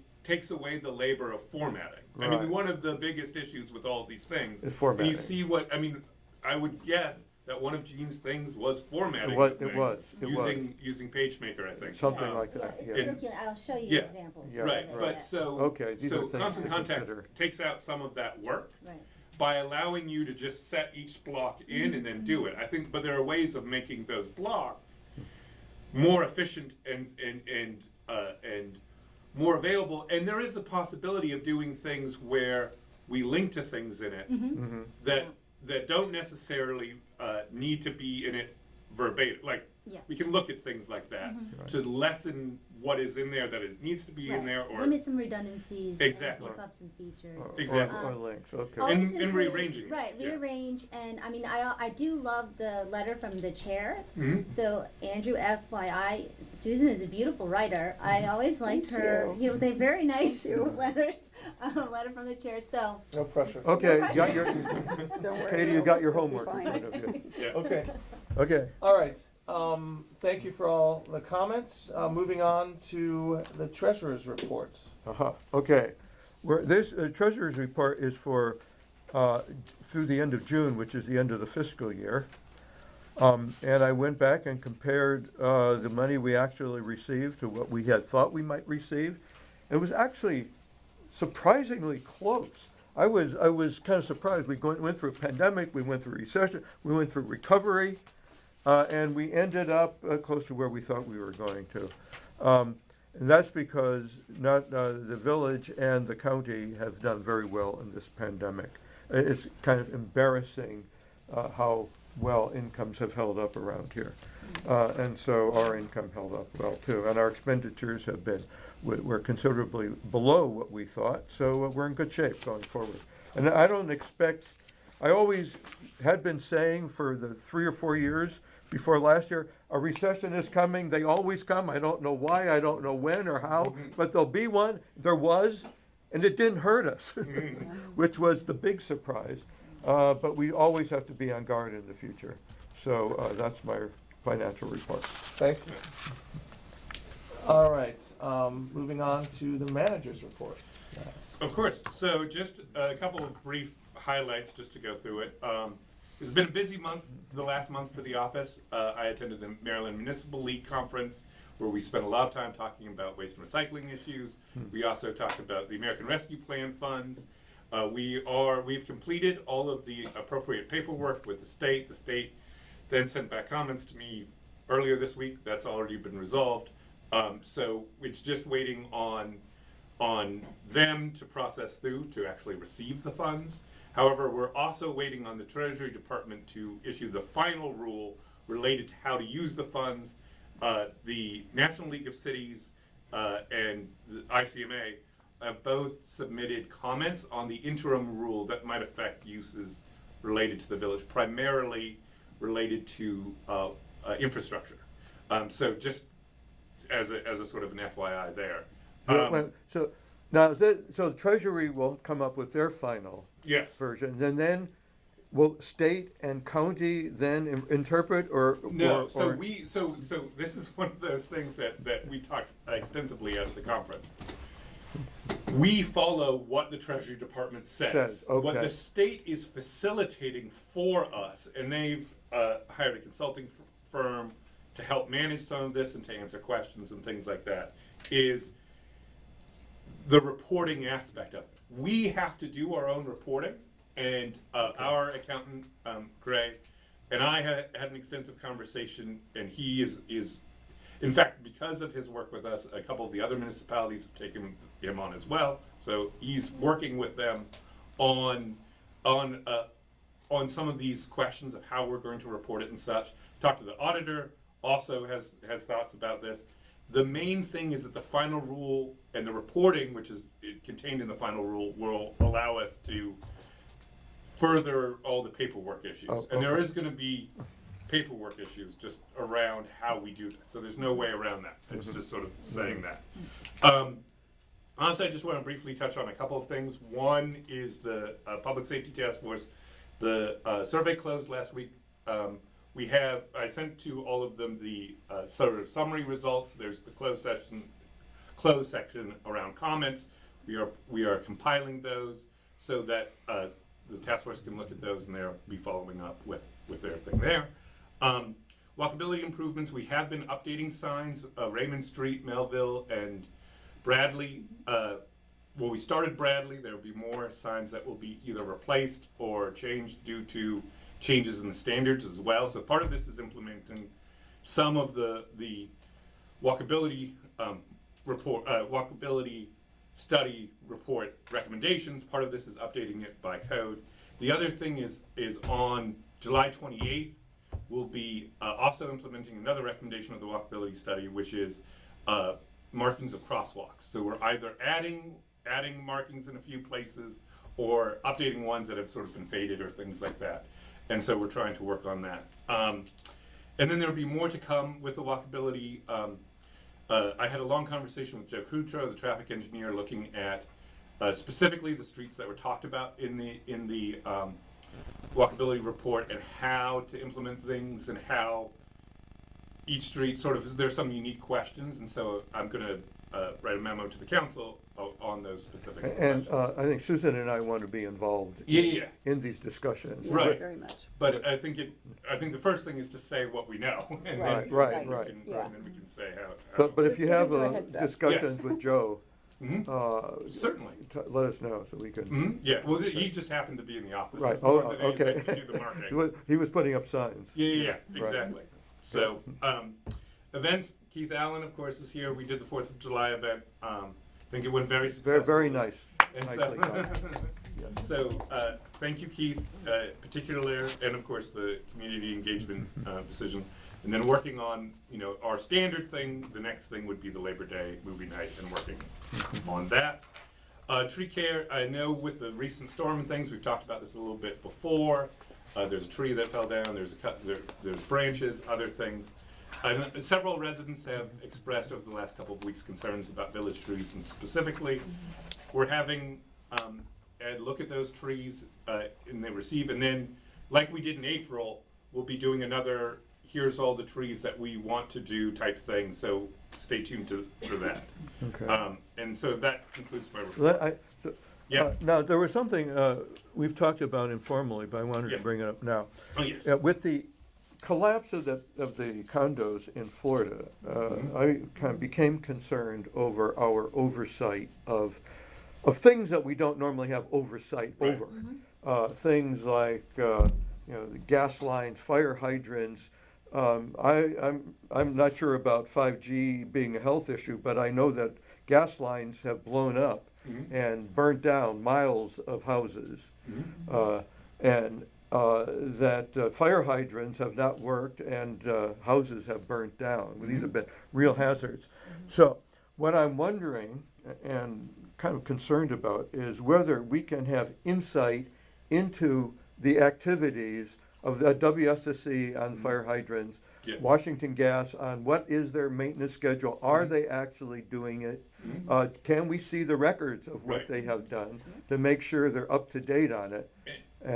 Yeah, so I think, yes, I think the short answer is, I think we can have those conversations, sort of preliminary with our contacts that sort of talked about these stuff, of knowing when they're doing things, how they do it. Now, going back to something that we talked about a little bit before, but sort of putting it in context, I receive work orders, essentially permits from each of the utilities when they are doing work, non-emergency work in the Right. village. And so that's where you get the reminder, hey, they're doing work, and so on and so forth. So I think it's following along with those is talking about what is their routine maintenance, what is their schedule, and where we're at. So for example, we know that all of the fire hydrants that WSSC controls are inspected once every 3 years. That's their schedule. That's their schedule. Do So- they do it? Right. And That's the question. Well, again, this goes back to the question of they like Pepco are covered by the Public Service Commission, and I think there's avenues there to talk about what they track and things like that as well, and saying what they do and how they do it. But I think it's a question of, and I think this is something when I worked at Rockville, they did is have, and I think this is something we could do at a council meeting, is have a ask them if they would be willing to come in and do a presentation. I mean, they did this when I was in Rockville related to the water treatment plant, because the city of Rockville has its own plant and it gets very complicated on their end. But they were willing to sort of say where they were on all of these different things there. So I think that's an opportunity for us to see who would want to come in and sort of talk through these processes as well, is I think something to do. Okay. And I it's just every thought. 3 years at a minimum? Every 3 years. That's their schedule. That's their schedule. Yeah. Yeah. Now, I spent a little time today, when I wasn't looking at ZTA hearings, to go looking at hydrant maintenance around the country. The National Fire, I can't remember what the name of the organization is, but it's essentially the fire organization that the insurance company set up that established standards. They recommend every 5 years, but for complete testing, which means pressure testing, fairly elaborate Yeah. scheme where they turn on 3 hydrants and they measure the pressure at the center hydrant, they flush things out and so on. So that's an elaborate process, and they say 5 years. Yeah. WSSC says they have their several thousand hydrants that they do on a 3-year basis. 41,000 hydrants. Right. But do they do it that elaborately? Well, no, they examine what they say. They examine the valves, whether the water comes on and so on. But that's what they say they do. We don't know what they actually do. And I tried looking for actual links to data, and I couldn't find any. And that's Trust but verify. right. Yeah. And that's what I would agree with that. I did try to do the same thing.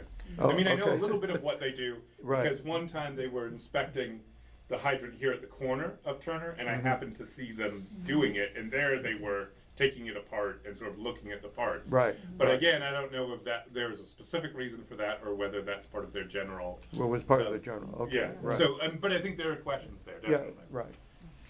Okay, good. So if we can look into that. Yeah. Because I think these are real safety issues that we know Right. have consequences. Yeah. Mhm. Yep.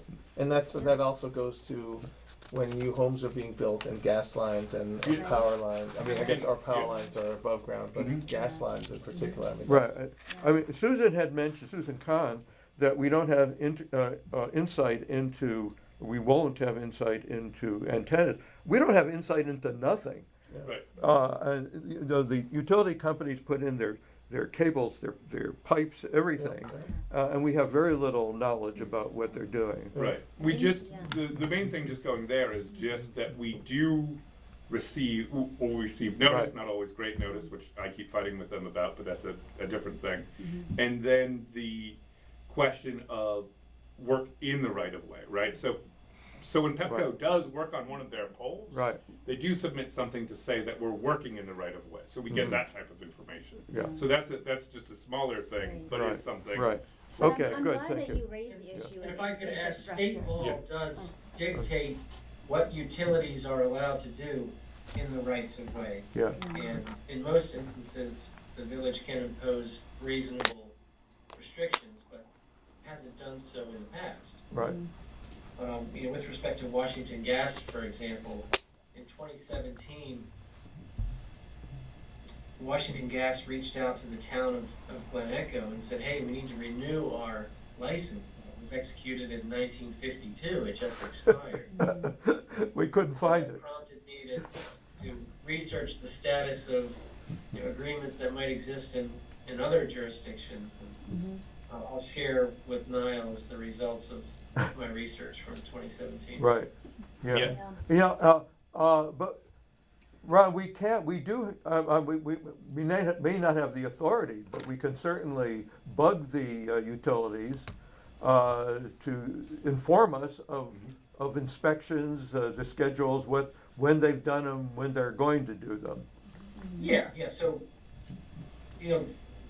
there are provisions in the town of Glen Echo license, for example, that requires Washington Gas to keep their equipment in good working condition and to indemnify the village from damages, and if repairs are done, to repave the road to village standards, those sort of things. And those type of things we do also include when Washington Gas or WSSC Tear up the does road. road work. Yeah. On their work orders, we put in the provision that says you have to replace it, you have to restore Right. it, and you have to give us notice. And I've included that when it's absent from their work, gets added. So there's things like that Good. to try to ensure that they do it. Good. This all, of course, precludes the fact that they also do things. I mean, I know on the dead end of Belfield, there was an emergency gas line work for which the office received no notice. I literally walked into their work, and that's how I found out. So I think there's room for working with them to try to be better at telling us what's going on. Good. And so that's the other thing to say. Okay, no condo collapses in Martin's Addition. No condos. Yeah. Yes. Okay, Okay. so that concludes, unless I see Jeff's hand is up. Do you have something on this particular subject, Jeff? Yeah, thanks, Andrew. I just wanted to say real quickly, thanks, Arthur, really so much for bringing this up. And I remember also Larry Boston also making this a point of his discussion when he was a candidate. So I think this is really important. And just adding to that, you know, preemptive measures, we talked about lots that are being cleared, heavy machinery coming in. I mean, we had a lot adjacent to us that had some major construction, and we actually needed to have a structural engineer come in because it affected some pillars of our house, which, you know, is from the mid-1930s. So again, I think the idea of having preemptive sort of reviews, especially around the areas of heavy construction, would be great. Thank you. Andrew, real quick question, and I want to respect you as chair and where we're trying. Could I borrow another about 30 seconds, or if not, it's okay? Sure. Cool. I just wanted to say really quickly, Niles had mentioned referencing the walkability study, and I just want to put out there, I remember, you know, the study itself did not necessarily include Turner Lane as a priority. Now, I might have to recuse myself because I live on Turner, but I know there's been a lot of discussion around the idea of a speed bump there because of the dead end. So I just want to make sure that perhaps referencing the study, but if there's an opportunity to expand the priority list, that's something perhaps to take up. Yeah. Well, I don't think I've made it no secret that I'd love to have speed bumps on almost every street, so I would have to recuse myself on the Turner Lane. You don't as have well. to recuse yourself. It's not a racetrack. Yeah, but I think Turner, just going into what the concern was for the walkability task force was, and Peter can speak to this too, was simply that there wasn't the same evidence that there was for other streets. Right. So one thing I did bring up to Joe Coutreau, and he thought was a good idea, again, this is an informal conversation, but talking about doing a traffic study like it previously done on other streets for Turner Lane as something that could be done relatively cheaply and easily to give us a baseline of what needs to be done in terms of speeds and in terms of volume. Yeah. And so that gives Probably us... not in the dead of summer. Let's do it when kids are back And at that school. was his suggestion as well. Yeah. So once, you know, returning to school, so. Okay. Good. All right. Okay. So. Cool. Thanks, Niles. Because I think if I remember, one point that had been raised was it was based upon the responses to a community survey, and Right. yeah, okay. It was so partial. that's really Is that and the fact that there was no traffic study, unlike And- other streets. Yeah, Yeah. exactly. Yeah. The other two streets, I think. Awesome. Well, Cummings and Shepherd Cummings, were Shepherd, especially right. high Right. Cummings, traffic. Shepherd, Thornapple, maybe? Thornapple, and was- Summit, But I think it, all had parts of it, and so that's where the task force went with their recommendations, Right. but that Right. doesn't preclude us from looking Right. at The rest. and addressing. the rest will be addressed. So we're kind of merging into opportunity for council to hear residents' comments. So I see Marty's hand is up, so it could be, we could discuss the current discussion based on the manager's report, or just, I think we just go into hear residents' comments. So Marty and then Peter. I just want to say a couple things. First, thank you for allowing residents to discuss these issues throughout the meeting tonight. I think that was really helpful and productive and very positive, and I appreciate that change in the format of the meetings. Thank you. On the walkability study, a couple quick things. There are now stop signs that actually will light up when traffic comes toward them. And as we replace stop signs or look at the problems, for example, on Thornapple, where people blow through the stop signs all the time, I would like that was not a specific recommendation, but I think it's something that we should look at as technologically an improvement. There are also crosswalks that now can be painted in ways that light up. And there are motion detector sensors that will make the crosswalk light up. So I want you to, besides starting to paint them, thank you very much. Right. I want you to really look into the possibility of better crosswalks and lit stop signs. Thank you. On the gas lines and fire hydrants, thank you so much for following up on that. I have never ever seen the fire hydrants flush here in the North End. I've been 35 years, I've never seen it done. And I think that the question, Arthur, that you raised is just essential, which is when they do their inspection every 3 years, what do they do? You know, come and look at it, give it their blessing and walk on? Or do they actually check the water pressure? I think that, Niles, this is something that you and the council, please follow up on. Don't just say an inspection, because what does that mean? Right. So please, please, please, the details are really essential here, not just the schedule of them looking at it. And the last thing I want to say is that I do think the gas line problems are really serious. And Chestnut and Taylor, we've had just construction developers destroying our gas lines left and right, our old gas lines. Larry Watson raised the issue about water in the gas lines, which is a real hazard. And that's true, basically, as I understand it, all along Taylor Street, which is the low point. And there's actually an old creek under Taylor Street, so there's a lot of water problems underground with gas lines in Taylor.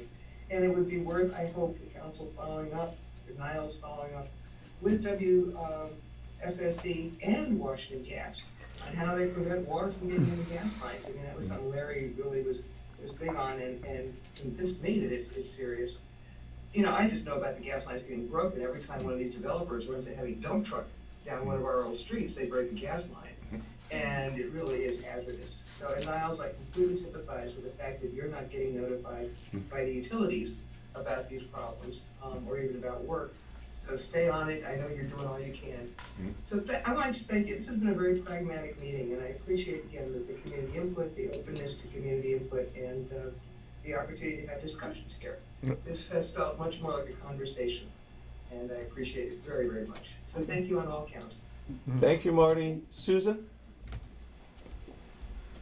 Hi, I was just wondering, I find it so fascinating that the electeds, you all, go to these conferences a couple of times a year, and Niles, you were mentioning the Maryland Municipal League one. I was curious if Crown Castle was there, because I know that they have offered tours typically at there's like 2 main conferences a year. And Right, so Crown Castle was there. There were no tours this time. In fact, there were no site visits of any kind at this year's conference. And what I mean by that is normally not just Crown Castle, but a bunch of different vendors, or even the city itself, like Ocean City gives tours of what they're doing, like look at their park, you know, that kind of stuff. There was none of that this year because the conference was very limited in terms of, it was just sessions, it was just, you know, the roundtable that is usually with department heads is going to be part of the virtual conference. And so, you know, that kind of thing, which will be next week, so I'll be involved in that. I did talk to people at the Department of Transportation, which relates back to Brookville Road and the environment, which I referenced in the report but didn't say. But the Maryland Environmental Services, which is a nonprofit that isn't allowed by law to bid on things like waste and recycling and composting, but if you invite them, has opportunities that might actually help us with what we do and cost and things like that. So I had very productive conversations, but I just want to add that because I didn't say that before. So that's the long answer to your question, Susan. When is the next, isn't there one major other conference? Right, so another of the big ones is MACO, which is the Maryland Association of Counties Conference. And that, I want to say, is the first week in August. The village does not attend it. It's for counties, so Montgomery County officials attend it, and the other counties. Those are the 2 main local government conferences in the state. All right? Thanks. Good, okay. See one more hand. Jeff. Tiffany. I think. Oh, Tiffany, sorry. If Jeff wants to go, I'm happy to. Oh, I didn't see your hand, sorry. Well, we I'm did. hiding behind Katie, just very tall. Oh, I just lowered mine, sorry. It was- Okay, all right, Tiffany, all you. I thank you so much for doing this in person. I'm sorry I was late, but the pool was back there. Can't hear. Oh, Come get the on. mic. Oh, here we go. You get your microphone. Donahue. Yeah. Phil. This is now Bradley Lane. So thank you so much for doing this in person. It's lovely to see you guys here and to see the folks, the residents who are here. That it seems like another step in return to civility and normalcy. I'm thankful for that. Thanks. July 4th was awesome. Keith, Renee, and Sally, I know you guys kind of stepped out there, so and you guys supported it, so thank you very much for doing that. I'm looking forward to Labor Day, and Niles and Martha doing the execution for both. The archiving, you didn't mention it, but Yes. I will say, boxes and boxes of things are now at the state archives where they are, with all of the other archives under our retention schedule and pursuant to state law. So that's great news. It's one of those mundane things. It takes a lot of time to do, but thank you, Niles, for doing that. And then the last thing, all the discussion about trees and utilities and everything, I just urge, we have the GIS. We have been putting building data into our survey system so that when people's water lines or gas lines or new village trees go in, that there's an overlay of that information that can also contain the historic information Right. about inspections and questions raised and all that kind of What's stuff. GIS stand for? The Geographic Information System. Yeah, I can show it to you. Which we've paid a bundle for. Yes. For big survey, big Yeah. survey. Yeah. Big survey, it's what, the old version produced that map. We're gonna get a new version of that map. Okay. Okay. I've just had to, get it all. Were you able, I asked Niles for the utility pole information. Right. You pulled that from I the pulled that from the GIS? GIS. Okay. We just, and we have records from WSSC, or I mean, sorry, from PEPCO that got inputted. Also the hydrants, all the hydrants are in the GIS. And then that's where we got water line info. And water line and all that water stuff. lines and So gas we, lines. so the short answer is we'll get a new map in the next couple of weeks, hopefully. Part of the pandemic was the fact that our contractor could not fit, they didn't want to physically come and do the work to produce a big map until after the pandemic. So that's one of the last things we'll have them do. Okay. And there's a couple of other small data things, but it's really, really, really good. And Actually, we have better data than the utilities do. on some Often things. they don't know where stuff is. Yeah. And related to what? It's comforting. But, Yeah, that's why they hit all these lines and that's what those. Right. Yeah. Okay. You have something? Would I get a little bit more time to talk? Yeah. Yeah. Wrap it up? Yes. Yeah. Yeah, no, go ahead. Go ahead. Go. Yeah. I want to make life easier for you. No, yeah, just Yeah. stand up there and talk. Stand, Yeah, now. right now. Mhm. Now, you're on. Really? Go. Yeah. I don't know, inadvertently I stepped into it. Mhm. Most of my colleagues as antenna engineers and aerospace engineers, after they retired, are raising cattle in Tennessee or raising potatoes in California. Mhm. And I am similar to that. I've just divorced myself from my profession. Mhm. I don't want to be rude, but I just looked at this, what the heck this, fifth generation is. Mhm. Honestly, I was not opinionated or prejudiced one way or the other. I tried to get some help from my students, but no avail. Few things I can base my, what I'm going to say on, and that is again, back in when was it? Schenectady, New York. I was a graduate. No, my first job with General Electric. GPS was still secret back then. It was a secret, almost like a weapon thing. And we were working on that, trying to locate our position, walking down next to a field. They were thinking, hey, yeah, we know you're walking to next to this field. If you step 2 feet closer, you'll be on the field. Flabbergasted. We walked under a tree, a small, sick tree. Connection was cut off. GPS works in L band and S band. It is 2,000 gigahertz, someplace in between. I'm not going to tell you the frequency. Somebody was throwing around words. Millimeter waves, L band, this band, that band. This telephone, okay, I don't want to confuse you. I'm going to bring it to the issue of trees and 5G. Your best protection against 5G health-wise are the trees, the canopy in your garden. If you're sitting out in the garden, okay, you may be exposed to all the radiation between towers and from the towers. But GPS cuts off, I know that, and so will anything millimeter wave or L-band or S-band will cut off, will not affect you. So talking about L-band, talking about millimeter waves is completely irrelevant. Those are between the towers, okay? The only reason you're gonna change the telephone is because of modulation and stuff, FM on your radio versus AM and that kind of thing. It's not because of frequency. It will still be around 800 gigahertz, which is just about good enough to penetrate into buildings, and not good enough to go into a basement either. Okay, that's why you need closer to the window to catch that 800 gigahertz, 800 megahertz. Megahertz is less than 1 gigahertz. Okay, the cichlid tree that was cutting off the signal was at what did I say? 2 gigahertz GPS. So the bottom line is that keep your trees healthy. Good. And have some more. Okay. And another reason to keep our In your heads. garden, Right. and if you're worried about something hitting you, trees will stop them. Okay? And this frequency is no different than the UHF in your old television sets. I don't know if you're old enough, and the knob on it, UHF, VHF, whatever.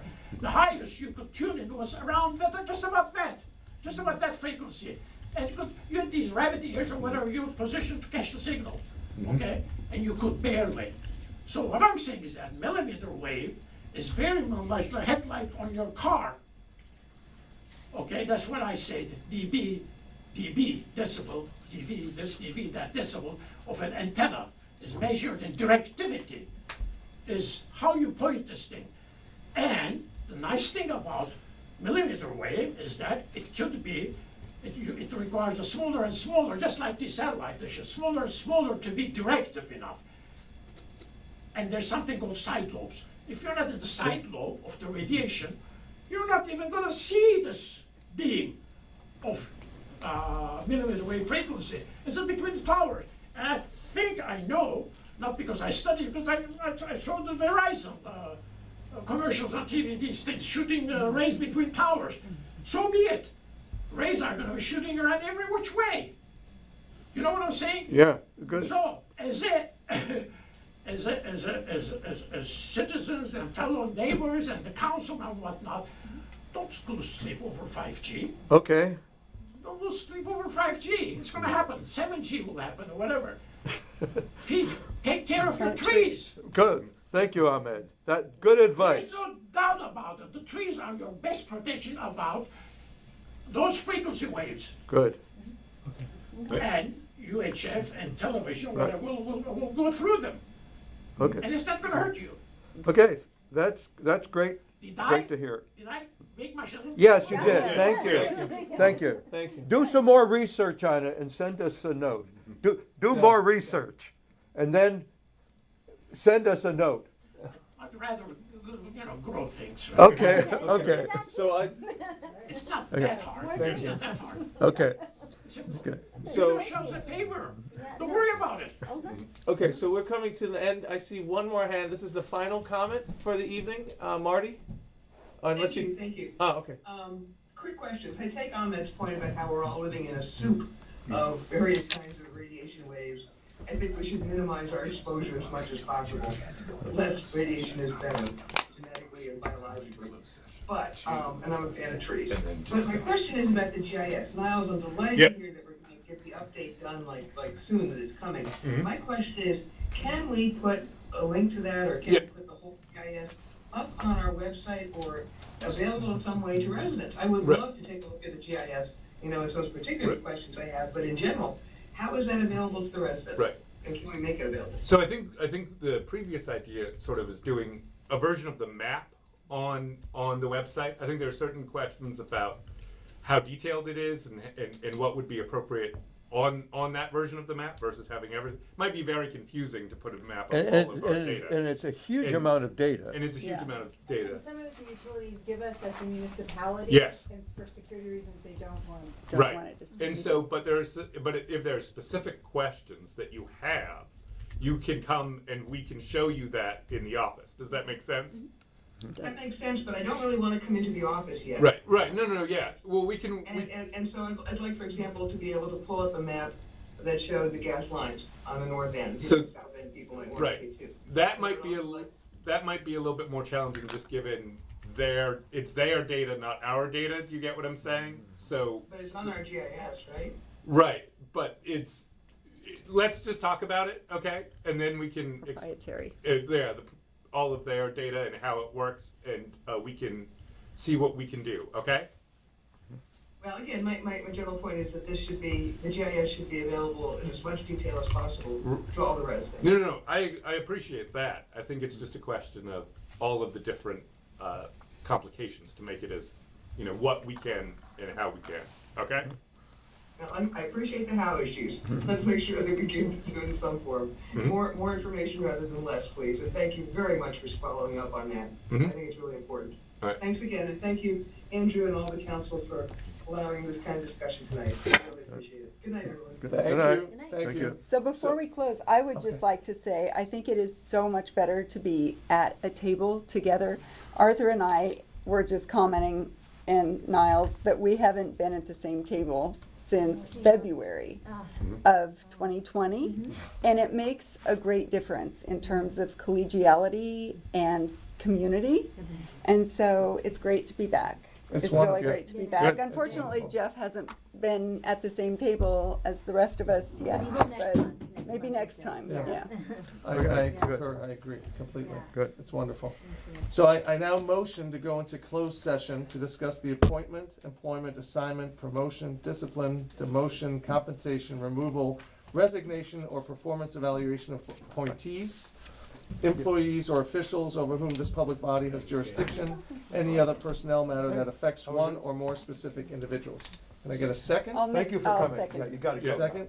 Members in favor? Aye. Fine. Aye. Thank you. Aye. Jeff? Aye. Aye? Aye. Opposed? No. Okay, So do I do that?